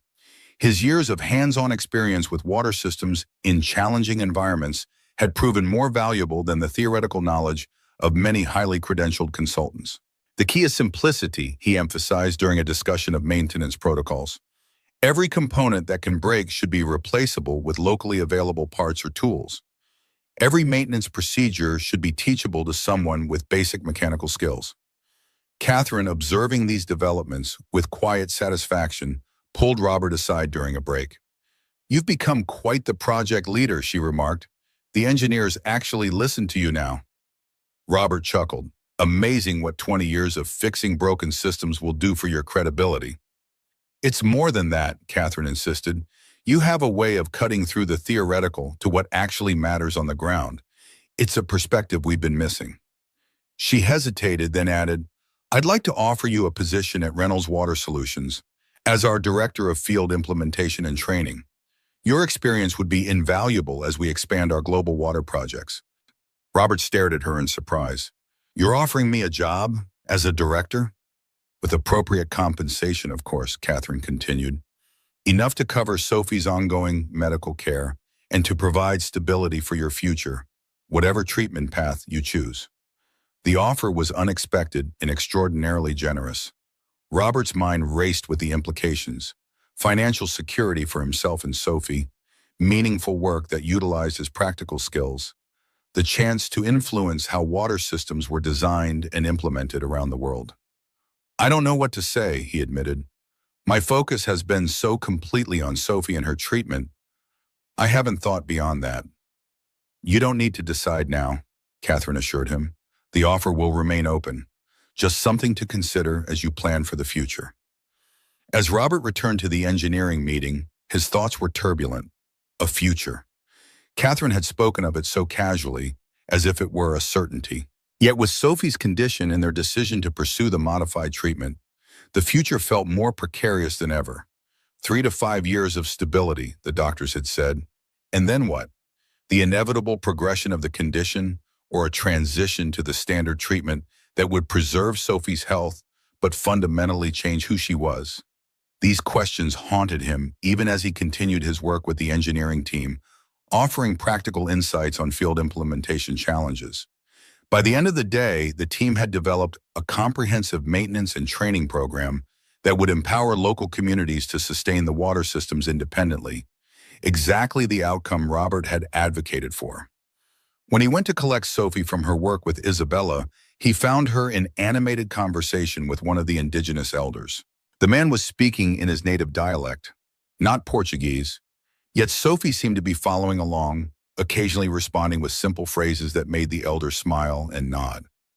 She has a gift for languages, Isabella observed, coming to stand beside Robert. But it's more than that. She genuinely cares about understanding people, not just their words, but their hearts. She gets that from her mother, Robert said softly. Charlotte could always read people, sense what they were really feeling beneath the surface. Isabella studied him thoughtfully. And what about you, Mr. Foster? What gifts did Sophie inherit from her father? Robert considered the question. Stubbornness, probably, and maybe a certain practicality, the need to understand how things work, how to fix them when they break. Those are valuable traits, Isabella noted, especially when balanced with empathy and insight. Perhaps that's why Sophie is so extraordinary. She embodies the best of both her parents. The observation warmed something in Robert's chest. He had always seen Charlotte in Sophie, in her compassion, her intuitive understanding of others. But perhaps there was something of himself there too, something worth preserving alongside her mother's legacy. As they prepared to leave for the day, Catherine approached with news. The acoustic engineers have created a sound simulation for the modified filtration system. The indigenous representatives would like Sophie to be present when they evaluate it tomorrow. Of course, Sophie agreed immediately, though Robert could see the fatigue in her eyes after a long day of translations and cultural consultations. Sophie needs rest, he reminded everyone gently but firmly. We'll be here in the morning, but not too early. That night, as Robert prepared a simple dinner in their apartment kitchen, his phone rang. Dr. Hoffman's name appeared on the screen, and he felt a flutter of anxiety as he answered. Mr. Foster, the Swiss neurologist greeted him. I've received your decision regarding the modified treatment protocol. I wanted to discuss the timeline with you directly. We're planning to come to Switzerland after the Brazilian delegation leaves, Robert explained. In about 10 days. There was a pause on the line. Mr. Foster, I've been reviewing Sophie's most recent scan results. The progression is accelerating faster than we anticipated. I would strongly recommend beginning treatment within the next week. Robert felt his chest tighten. That soon? But the project... I understand the project is important, Dr. Hoffman interrupted gently. But Sophie's condition doesn't operate on our preferred schedule. Each day increases the risk of permanent neural pathway damage that even our treatments cannot reverse. What exactly are you saying? Robert asked, his voice dropping to ensure Sophie wouldn't overhear from the living room. I'm saying that if you delay much longer, even the modified treatment may not be effective in preserving her linguistic abilities. There's a window of opportunity here, and it's closing rapidly. The words hit Robert like a physical blow. He had been operating under the assumption that they had time, not abundant time, but enough to complete the project properly before seeking treatment. Now, that assumption was being challenged by the medical reality of Sophie's deteriorating condition. I'll talk to Sophie, he said finally, and to Catherine. We'll see if we can accelerate the remaining work. I understand this is difficult, Dr. Hoffman said sympathetically. But as her physician, I must emphasize that Sophie's neurological health needs to be the priority now. Whatever you decide, please let us know so we can make the necessary arrangements. After ending the call, Robert stood motionless in the kitchen, the weight of this new information pressing down on him. The timeline was collapsing. The careful balance they had been trying to maintain between completing the project and seeking treatment was becoming unsustainable. Dad?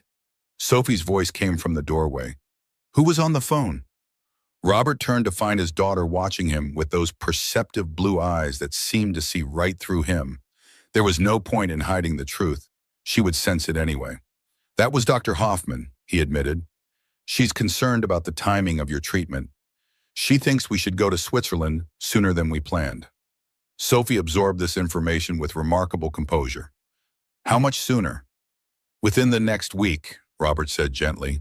She's worried that if we wait much longer, even the modified treatment might not be able to preserve your abilities. Sophie was quiet for a long moment, processing this new reality. But we haven't finished the cultural framework yet, she said finally, and the indigenous representatives are counting on me to help explain the acoustic modifications tomorrow. I know, sweetheart. Robert knelt to her level, taking her small hands in his. We'll figure it out. Maybe we can accelerate the remaining work, focus on the most critical elements before we have to leave. Sophie nodded slowly, her expression thoughtful rather than distressed. What if I teach Isabella and Catherine how to understand the cultural nuances, like a crash course in heart reading? Robert smiled despite the gravity of the situation. Heart reading? That's what Isabella calls it, Sophie explained. She says I don't just translate languages, I translate hearts. Maybe I can teach them how to do it too, at least a little bit. The idea was so characteristically Sophie, practical yet optimistic, focused on solutions rather than limitations.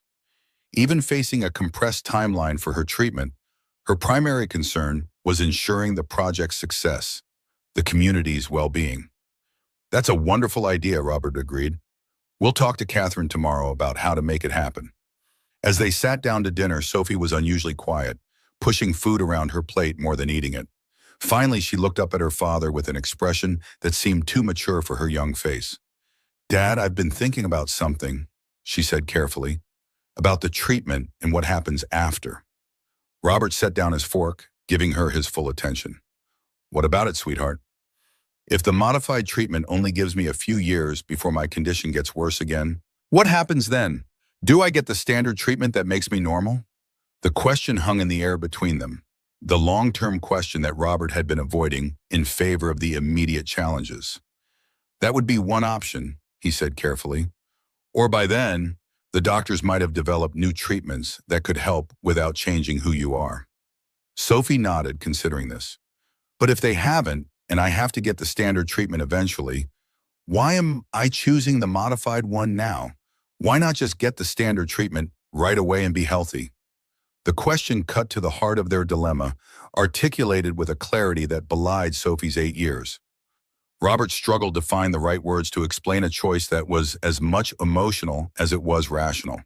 Because right now, you have a chance to finish something important, he said finally, to use your special abilities to help people in a way that no one else can. The modified treatment gives you time to do that, to leave your mark on the world as the Sophie you are now. And then afterward, I'll be a different Sophie, she said quietly, one who can't understand hearts the same way. You'll still be you, Robert insisted. Different in some ways, yes, but still my amazing, kind, brilliant daughter. Still Sophie Foster. She seemed to consider this, her small face solemn in the soft kitchen light. I think I understand, she said finally. It's like when you restore old cars. Sometimes you have to replace parts to keep the car running, even if it changes how the car works a little bit. The comparison, so practical, so mechanical, so like the way Robert himself thought about problems, brought a lump to his throat. That's right, sweetheart. Sometimes we have to make changes to keep going. It doesn't mean the car isn't still special, still valuable. Sophie nodded, apparently satisfied with this explanation. Okay, then let's finish our work with the Brazilian team as fast as we can, and then go to Switzerland. I want to make sure the water keeps flowing for a long, long time, even after I change. Robert reached across the table and squeezed his daughter's hand, marveling at her wisdom and courage. That's exactly what we'll do. The story of Sophie's accelerated treatment timeline spread quickly through the project team the next morning. Rather than causing delays or complications, it galvanized everyone into focused, efficient action. The Brazilian delegation, led by Rodriguez, reorganized their work plan to prioritize the elements that most needed Sophie's unique insights. The engineering team accelerated their technical documentation, with Robert working alongside them to ensure practical implementation details weren't overlooked. Catherine cleared her schedule completely, working directly with Sophie on what they now called the Cultural Translation Crash Course, an intensive effort to document Sophie's methods for identifying and interpreting the subtle cultural nuances embedded in the Brazilian communications. It's not just about the words, Sophie explained as they created a comprehensive guide. It's about the patterns, when they mention family members or natural elements or traditional practices. Those references almost always signal something important they're trying to communicate indirectly. The solutions Sophie came up with would go on to change the lives of millions. Morning sunlight streamed through the windows of Catherine's office as Sophie carefully arranged her translation notes and cultural observation cards on the large conference table. Today was crucial, their last full day with the Brazilian delegation before the flight to Switzerland tomorrow evening. Hoffman had made the arrangements, emphasizing that further delays would risk the effectiveness of even the modified treatment protocol. "Are you ready for this?" Robert had asked, watching his daughter organize her materials with methodical precision. "Almost," Sophie replied, her small face set with determination. "This has to work, Dad. They need to understand the heart behind the words, not just the words themselves."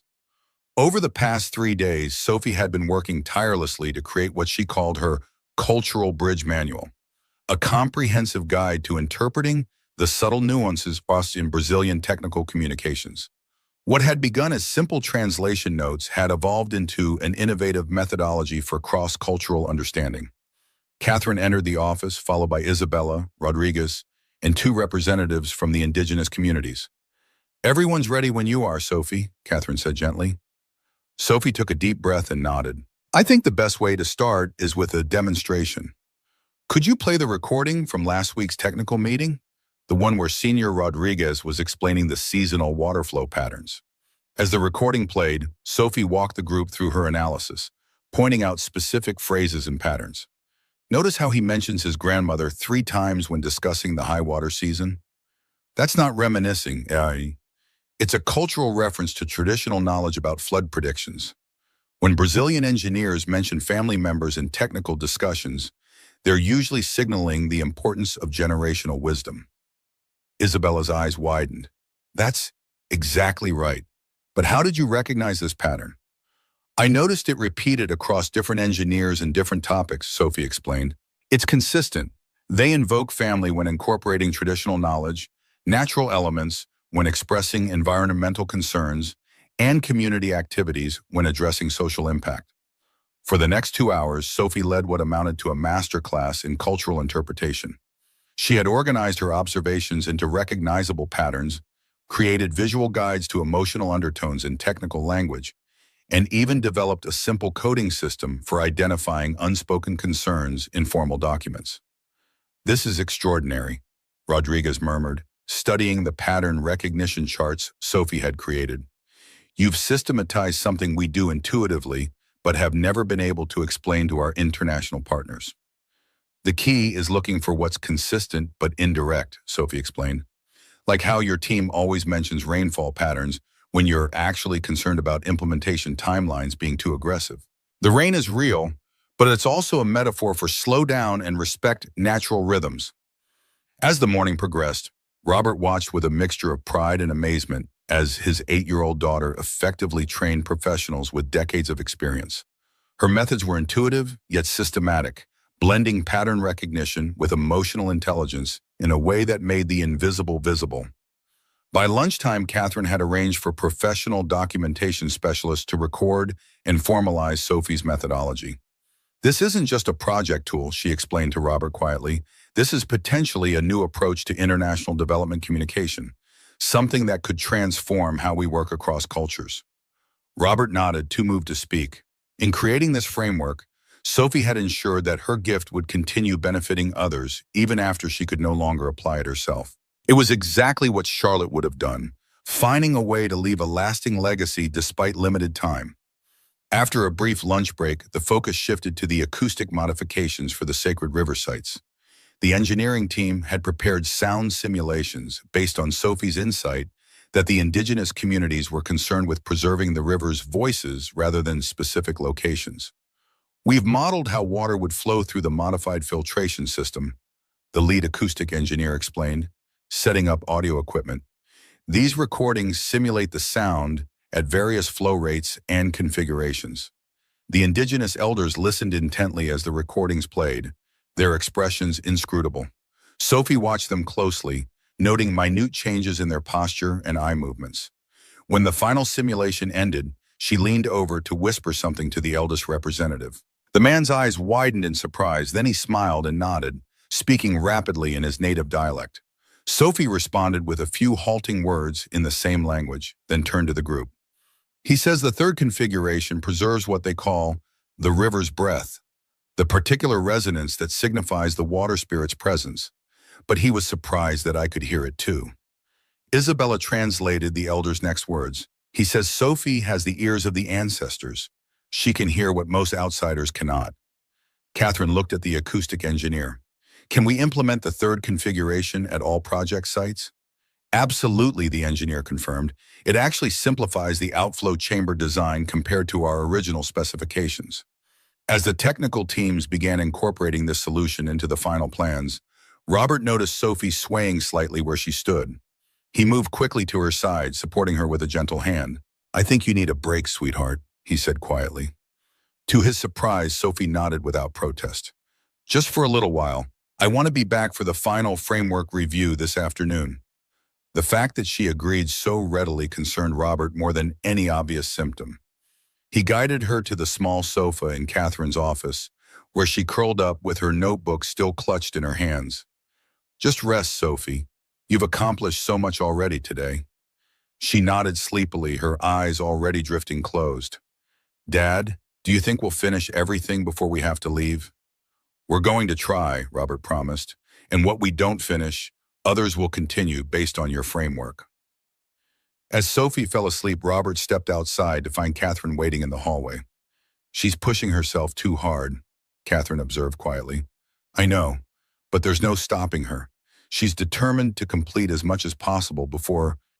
Robert couldn't finish the sentence, the reality of tomorrow's departure hanging heavily between them. The engineers have been implementing her acoustic solution for the sacred sites, Catherine said. It's elegant, cost-effective, and culturally sensitive. A perfect integration of technical and cultural considerations. Your daughter sees connections that the rest of us miss entirely. Robert smiled faintly. She's always been that way. Even before her condition progressed, she made connections that surprised us. Charlotte used to say Sophie didn't just hear words, she heard the music behind them. Catherine was quiet for a moment. Have you considered my job offer? Director of Field Implementation and Training? Honestly, I haven't had time to think about anything beyond getting Sophie to Switzerland, Robert admitted. The offer stands, Catherine assured him, no matter what happens with Sophie's treatment or condition. Reynolds Water Solutions needs your practical expertise and... She hesitated, then continued, I think you might need a purpose beyond being Sophie's father, especially in the challenging times ahead.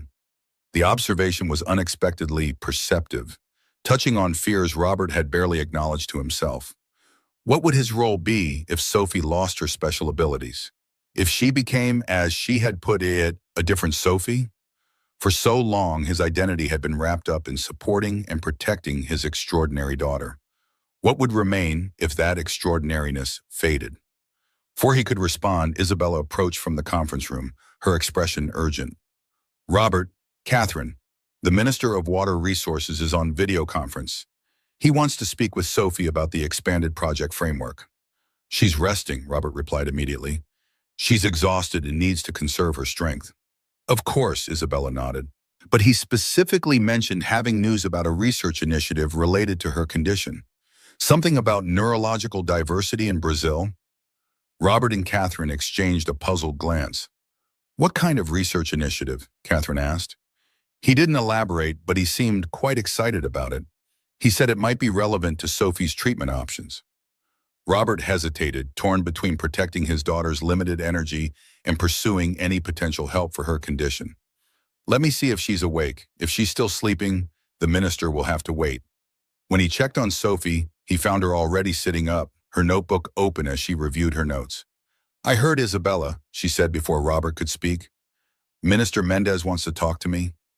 You don't have to do this now, Robert insisted. You need to rest. I'm okay, Dad, Sophie said, though the shadows beneath her eyes suggested otherwise. And if it's about research that could help my condition, we should hear what he has to say. In the conference room, Minister Mendez's face appeared on the large screen, his expression brightening when he saw Sophie. Ah, there she is, our young cultural bridge builder. How are you feeling, Sophie? I'm fine, thank you, Sophie replied politely. Isabella mentioned you have news about neurological research. The minister nodded, his manner becoming more formal. Indeed, after learning about your condition and your remarkable linguistic abilities, I consulted with our Ministry of Health and several research institutions in Brazil. We have a neurological research center in Sao Paulo that specializes in atypical neural development, particularly cases where neurological conditions create unusual cognitive advantages. Robert leaned forward, his interest piqued. What kind of research do they do? They study what they call cognitive divergence, brain development that differs from the typical pattern but produces special abilities or insights.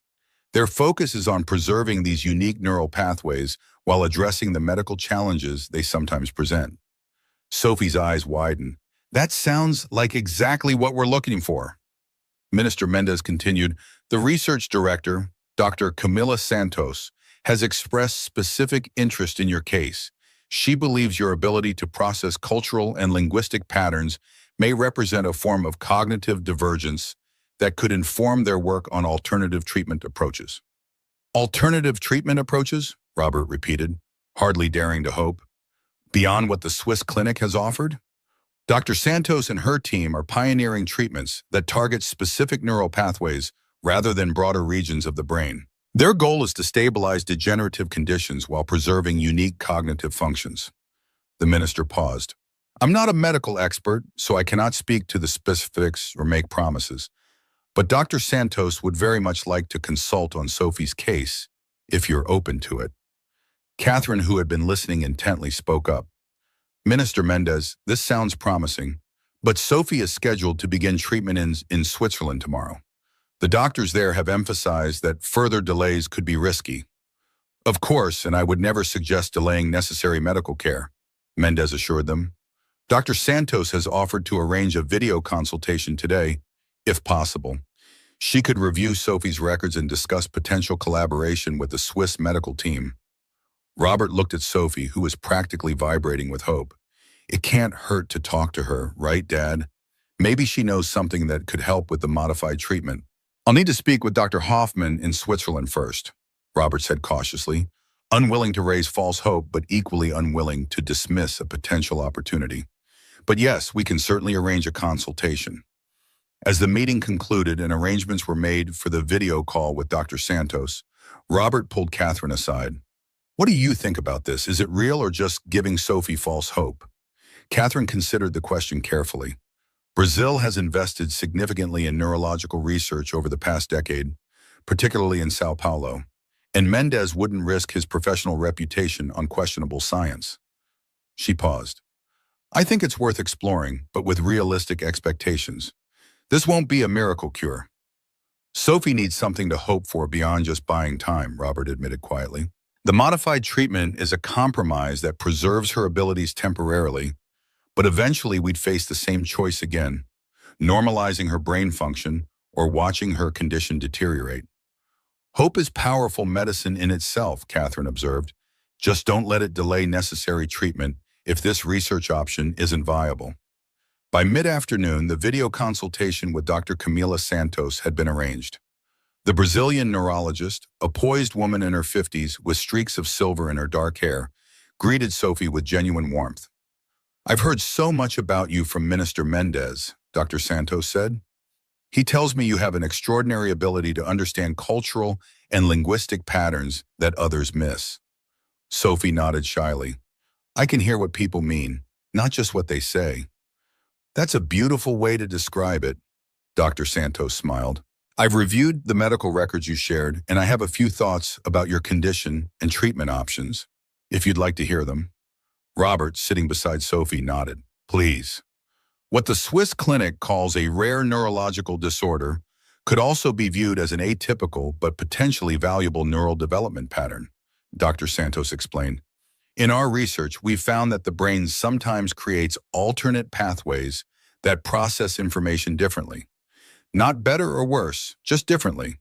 These pathways can create challenges in some areas, but extraordinary abilities in others. Sophie leaned forward, captivated. Like how I can understand languages and feelings really well, but sometimes get confused or have headaches? Exactly, Dr. Santos confirmed. Our approach differs from traditional treatment in that we don't necessarily aim to normalize brain function. Instead, we try to stabilize the challenging aspects while preserving the unique neural pathways that create special abilities. Robert felt a flicker of hope, quickly tempered by caution. Dr. Hoffman at the Swiss clinic has proposed a modified treatment that would temporarily preserve Sophie's abilities while stabilizing her condition. But she's made it clear this is only a stopgap measure, not a long-term solution. Dr. Santos nodded thoughtfully. The approach Dr. Hoffman suggests is sound, based on current mainstream neurological practice. What we're developing in Sao Paulo is more experimental, focusing on targeted neural pathway stabilization rather than broader restructuring. Could your approach offer a longer-term solution? Robert asked, careful to keep his tone neutral despite the hope rising in his chest. Potentially, Dr. Santos acknowledged. We've had promising results with several patients whose conditions share similarities with Sophie's. But I must emphasize that our approach is still experimental, and I would not recommend delaying Dr. Hoffman's treatment to pursue this alternative without careful coordination between both medical teams. Sophie, who had been listening intently, spoke up. Could you work with Dr. Hoffman? Like a collaboration? Dr. Santos smiled at the child's practical suggestion. That's exactly what I was going to propose. I'd like to consult with Dr. Hoffman about incorporating some of our targeted stabilization techniques into her modified treatment protocol. This might extend the period of stability beyond the 3 to 5 years she's currently projecting, while we continue developing our approach. Robert exchanged a glance with Catherine, who had joined them for the consultation. That sounds promising, he said carefully. But would Dr. Hoffman be open to this kind of collaboration? Most medical professionals are willing to consider additional perspectives, especially for rare conditions, Dr. Santos assured him. With your permission, I'll reach out to her directly to discuss the possibilities. After receiving Robert's consent, Dr. Santos turned her attention to Sophie. Now, Sophie, would you mind telling me more about how your special abilities work? The more I understand about your neural processing patterns, the better we can tailor any treatment approach. For the next half hour, Sophie described her experiences, how languages seemed to reveal their patterns to her, how she recognized emotional undertones in communication, how she could identify cultural references that others missed. Pashuantos listened attentively, occasionally asking clarifying questions that demonstrated her genuine interest and expertise. As the consultation concluded, Dr. Santos made a final observation that stayed with Robert long afterward. Sophie's mind isn't broken. It's different in a way that offers unique value to the world. Our goal should be to help her live healthily with this difference, not erase what makes her special. The words resonated deeply with Robert, articulating what he had felt but struggled to express. His daughter wasn't a problem to be fixed, but a gift to be protected and nurtured, challenges and all. After the call ended, Sophie turned to her father, her eyes bright with renewed hope. Dr. Santos understands, Dad. She doesn't want to make me normal. She wants to help me stay me. She certainly seems to have a different perspective than some of the doctors we've talked to, Robert agreed cautiously. But let's see what Dr. Hoffman says about the collaboration before we get too excited. Sophie nodded, but her spirits remained high as they rejoined the Brazilian delegation to continue the final project preparations. The afternoon passed in a flurry of activity, finalizing the cultural framework documentation, completing the acoustic modification specifications, and preparing the community integration protocols. By early evening, as the workday was winding down, Robert received an unexpected call from Dr. Hoffman. Catherine offered her office for privacy, and Robert took the call with Sophie by his side. Mr. Foster, Dr. Hoffman greeted him, her tone professional but not unkind. I've spoken with Dr. Santos about her proposed collaboration. Already? Robert couldn't hide his surprise. That was quick? Dr. Santos is well respected in neurological research circles, Hoffman explained. And given the time-sensitive nature of Sophie's treatment, we both felt it was important to connect promptly. And what do you think of her approach? Robert asked, trying to keep his voice steady. Dr. Hoffman was quiet for a moment. Her research is innovative and shows promise, particularly for cases like Sophie's, where the neurological variation creates both challenges and unique cognitive advantages. I believe a collaborative approach could potentially offer better outcomes than either of us could achieve independently. Robert felt Sophie squeeze his hand tightly. So what does this mean for Sophie's treatment plan? I propose we proceed with the modified treatment as scheduled, but incorporate some of Dr. Santos's targeted stabilization techniques. This would still require beginning treatment immediately, but might extend the period of stability beyond our initial projections. And long-term, Robert pressed, is there any possibility that Sophie could maintain her abilities permanently while still addressing her condition? Dr. Hoffman's response was measured. It would be irresponsible to make promises about permanent solutions at this stage. However, this collaboration opens possibilities that weren't available before. Dr. Santos's team will continue their research while Sophie undergoes the initial treatment phase, and we can adjust the approach as new data becomes available. It wasn't a miracle cure, but it was something Sophie had lacked before, a path forward that didn't inevitably lead to losing her special abilities. A chance, however small, that she might not have to choose between who she was and how long she lived. Thank you, Dr. Hoffman, Robert said sincerely. We'll see you tomorrow as planned. After ending the call, Sophie threw her arms around her father's neck. Did you hear that, Dad? They're going to work together. I might get to keep being me. It's definitely good news, Robert agreed, hugging her tightly while still trying to manage expectations. But remember, sweetheart, this is still experimental. We need to be prepared for all possibilities. I know, Sophie said, pulling back to look at him seriously. But now there's hope. Real hope, not just buying time. The word hung in the air between them. Hope, that most powerful and dangerous of emotions. Robert had been careful about hope since Charlotte's illness, knowing how cruelly it could be dashed. But seeing the light in Sophie's eyes, he couldn't bring himself to temper her optimism. Perhaps hope was what she needed most right now. More than caution, more than realism. Yes, he agreed, smoothing her hair. There's hope. The story of Sophie's accelerated treatment timeline and the unexpected collaboration between Dr. Hoffman and Dr. Santos spread quickly through the project team. The evening that had been planned as a simple farewell dinner for the Brazilian delegation transformed into a celebration, not just of the successful project completion, but of new possibilities for Sophie's future. The restaurant Catherine had reserved was decorated with tropical flowers in honor of the Brazilian guests. As the teams gathered, there was none of the usual corporate formality. The weeks of intense collaboration had forged genuine bonds between the American and Brazilian teams, with Sophie and Robert at the heart of this unexpected connection. Minister Mendez arrived fashionably late, his formal demeanor softened by obvious affection for the group. He made his way directly to Sophie's table, presenting her with a small wooden box inlaid with mother of pearl. A gift from the indigenous communities, he explained as Sophie carefully opened it. Inside lay a delicate bracelet made of wooden beads and natural fibers, each bead carved with symbols representing water, speech, and healing. The elders asked me to tell you that this is a speaker's bracelet, Mendez explained. In their tradition, it is given to those who have the gift of true communication, not just words, but understanding.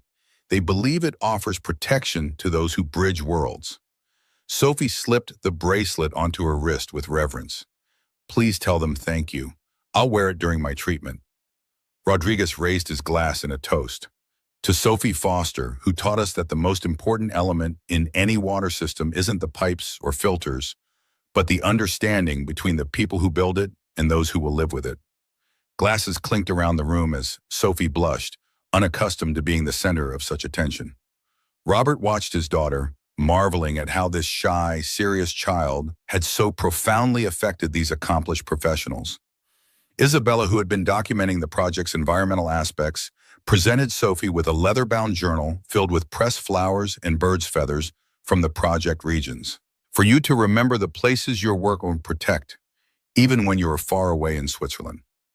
As the dinner progressed, Catherine stood to make an announcement. I'd like to share some news that I think will please everyone here. Reynolds Water Solutions, in partnership with the Brazilian Ministry of Water Resources, is establishing a new division focused exclusively on culturally integrated water projects. This division will apply Sophie's cultural bridge methodology to all future international water initiatives. She paused, looking directly at Robert. And I'm pleased to announce that Robert Foster has agreed to join us as Director of Field Implementation and Training, bringing his practical expertise to ensure our systems work as well in reality as they do on paper. The announcement was met with enthusiastic applause, particularly from the technical teams who had come to respect Robert's hands-on approach to engineering challenges. Robert felt a rush of mixed emotions, pride in this professional recognition, hope for financial security for himself and Sophie, and lingering anxiety about balancing this new role with Sophie's uncertain medical journey. Catherine wasn't finished. Additionally, we're establishing the Sophie Foster Fellowship for Cultural Integration in Engineering, an educational initiative that will train engineers and translators to work together using Sophie's methodology. The fellowship will sponsor 10 students annually from indigenous and underserved communities around the world. Sophie's eyes widened at this news. A fellowship with my name? She whispered to her father. Does that mean my ideas will keep helping people even when I'm in Switzerland? That's exactly what it means, sweetheart, Robert confirmed, his throat tight with emotion. Your work will continue even when you can't be directly involved. As the evening wound down, Rodriguez approached Robert with one final surprise. We have arranged something special for tomorrow morning, before your flight. The indigenous representatives would like to perform a traditional blessing ceremony for Sophie's journey to Switzerland. It is their way of sending strength and protection with her. That's incredibly thoughtful, Robert said, touched by the gesture. What time should we be ready? 7 o'clock at the Riverside Park near your apartment, Rodriguez replied. It will be brief but meaningful, I promise. As they said their goodbyes for the evening, Catherine walked Robert and Sophie to the car she had arranged to take them home. Everything is set for your flight tomorrow afternoon. My assistant will meet you at the airport with all the necessary documents and arrangements. Catherine, I don't know how to thank you, Robert began, but she waved away his words. No thanks necessary. What Sophie has done for this project, for this company, is beyond value. The least we can do is ensure she gets the best possible care. She knelt to Sophie's level. And you, young lady, have a standing job offer when you are well enough to take it. No one translates hearts and minds like you do. Sophie smiled tiredly, but with genuine pleasure. Thank you for believing in me. Not many grown-ups would listen to an 8-year-old. Not many 8-year-olds have what you have, Catherine replied simply. Now get some rest. Tomorrow is a big day. Back at their apartment, Robert helped an exhausted Sophie prepare for bed. As he tucked her in, she looked up at him with those piercing blue eyes that seemed to see straight through to his soul. Dad? Are you scared about the treatment? Robert considered deflecting with reassurance, but opted for honesty instead. Sophie deserved that much. Yes, sweetheart, I am. But I'm also hopeful. More hopeful than I was before today's call with Dr. Santos. Sophie nodded thoughtfully. I'm scared too, but also excited, kind of like when you're about to go on a really big roller coaster. The comparison made Robert smile despite his anxiety. That's a good way to put it. Dad? Sophie's voice was growing sleepy. What Mom said before she died about measuring life by heart given, not time. I think I understand that better now. These past few weeks, helping with the water project, it feels like I've given a lot of heart. Even if the treatment doesn't work perfectly, that matters, right? Robert's throat constricted with emotion. It matters enormously, Sophie. You've given more heart in your 8 years than most people give in a lifetime. And you're going to give more heart too with your new job, Sophie murmured, her eyes drifting closed. You'll help make sure water systems actually work for real people. That's important. Get some sleep now, Robert whispered, kissing her forehead. Tomorrow's a big day. After Sophie fell asleep, Robert sat on their small balcony, looking out at the Portland skyline. The past few weeks had transformed their lives in ways he could never have anticipated that day in the hospital waiting room. What had begun as a desperate hope for treatment, money had evolved into something far more profound, a mission that had given Sophie's unique abilities purpose and meaning, and had opened unexpected doors for both of them. He thought about Catherine's job offer, which he had accepted almost without thinking. After years of seeing himself primarily as Sophie's father and protector, the recognition of his own professional value was both surprising and affirming. Whatever happened with Sophie's treatment, he would have meaningful work that utilized his practical skills to help others, a purpose beyond the all-consuming focus on his daughter's condition. And Sophie, his extraordinary, brave, wise beyond her years daughter, had found a way to leave a lasting legacy regardless of what happened with her treatment. Her cultural bridge methodology would continue helping communities long after they left for Switzerland. Her insights into cross-cultural communication preserved and passed on to others through the fellowship bearing her name. Robert hadn't allowed himself to think too far ahead, to imagine what life might be like after treatment, whether Sophie would retain her unique abilities or become, as she put it, a different Sophie. But tonight, for the first time, he found himself cautiously imagining a future where the collaboration between Dr. Hoffman and Dr. Santos might actually succeed in preserving what made Sophie special while addressing the neurological challenges of her condition. It wasn't certainty, not even close, but it was possibility, and sometimes possibility was enough to build hope upon. Dawn broke clear and cool over Portland the next morning. Robert and Sophie arrived at the Riverside Park just as the sun was beginning to paint the water with golden light. Rodriguez, Isabella, and the indigenous representatives were already there, along with Catherine and several members of the project team who had come to say a final farewell. The blessing ceremony was simple but profound. The eldest representative, speaking in his native dialect with Isabella translating, thanked Sophie for hearing the voice of the river in the heart of his people. He spoke of water as the great connector, flowing between communities just as understanding flows between cultures.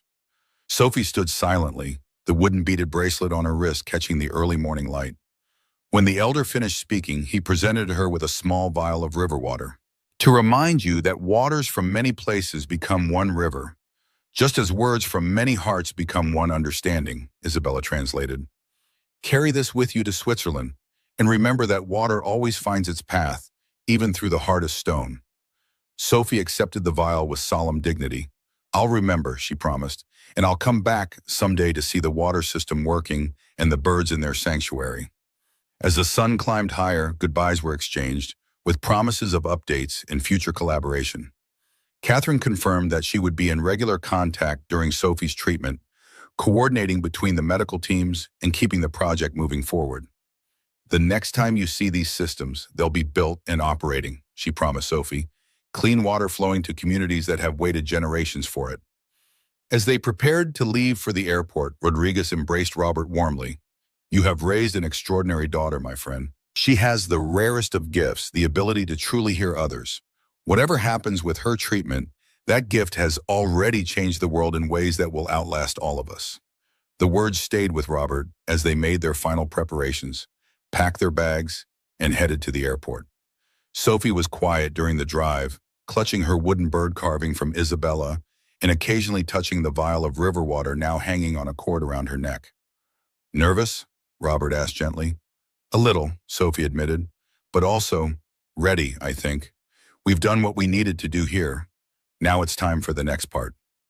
At the airport, Catherine's assistant met them as promised, guiding them efficiently through check-in and security. As they waited at the gate for their flight to Zurich, Robert's phone buzzed with a text from Dr. Hoffman. Spoke again with Dr. Santos this morning. Very promising collaboration developing. Looking forward to meeting Sophie tomorrow. Robert showed the message to Sophie, whose face brightened. See, Dad? They're already working together. That's good, right? It's very good, Robert agreed, allowing himself to share in her optimism, if only for this moment. As their boarding group was called, Sophie gathered her few personal items. The journal from Isabella, the bird carving, her tablet with translation notes she refused to leave behind. She paused, looking back at the terminal as if memorizing it. Ready? Robert asked, offering his hand. Sophie nodded, her small fingers wrapping around his. Ready. As they walked down the jetway toward the plane that would carry them to Switzerland and whatever future awaited there, Sophie spoke so softly Robert almost didn't hear her. The water keeps flowing, Dad. That's what matters. Robert squeezed her hand, his throat too tight for words. The water would indeed keep flowing. In Brazil, in communities around the world, and in the legacy of understanding that Sophie had created with her unique ability to hear the heart behind the words. Whatever the treatment outcome, Sophie Foster had already changed the world in ways that would outlast her condition, perhaps even her lifetime. She had built bridges between cultures, between minds, between different ways of seeing the world, bridges that would stand long after they were gone. As they boarded the plane, the sun broke through Portland's clouds one last time, catching the river water in Sophie's vial and sending rainbow prisms dancing across her face. She smiled up at her father, suddenly looking like any excited 8-year-old embarking on an adventure. Switzerland is going to be amazing, she declared with unexpected enthusiasm. And when I'm better, or even if I'm different, we'll still be together, right? Still Team Foster? Always, Robert promised, his heart full as he helped her settle into her seat. Always Team Foster. The plane taxied slowly toward the runway, carrying them toward uncertainty, toward hope, toward whatever future awaited. Robert glanced at Sophie, who had already opened her Brazilian bird book, her fingers tracing the colorful illustrations as the engines roared to life. Sophie's light had burnt bright enough to kindle countless others, and whatever happened next, that light would continue to shine. In the water flowing through Brazilian communities, in the cultural bridge methodology that would transform international projects, and in the heart of a father who had learned from his extraordinary daughter that life isn't measured in years, but in bridges built and hearts touched along the way.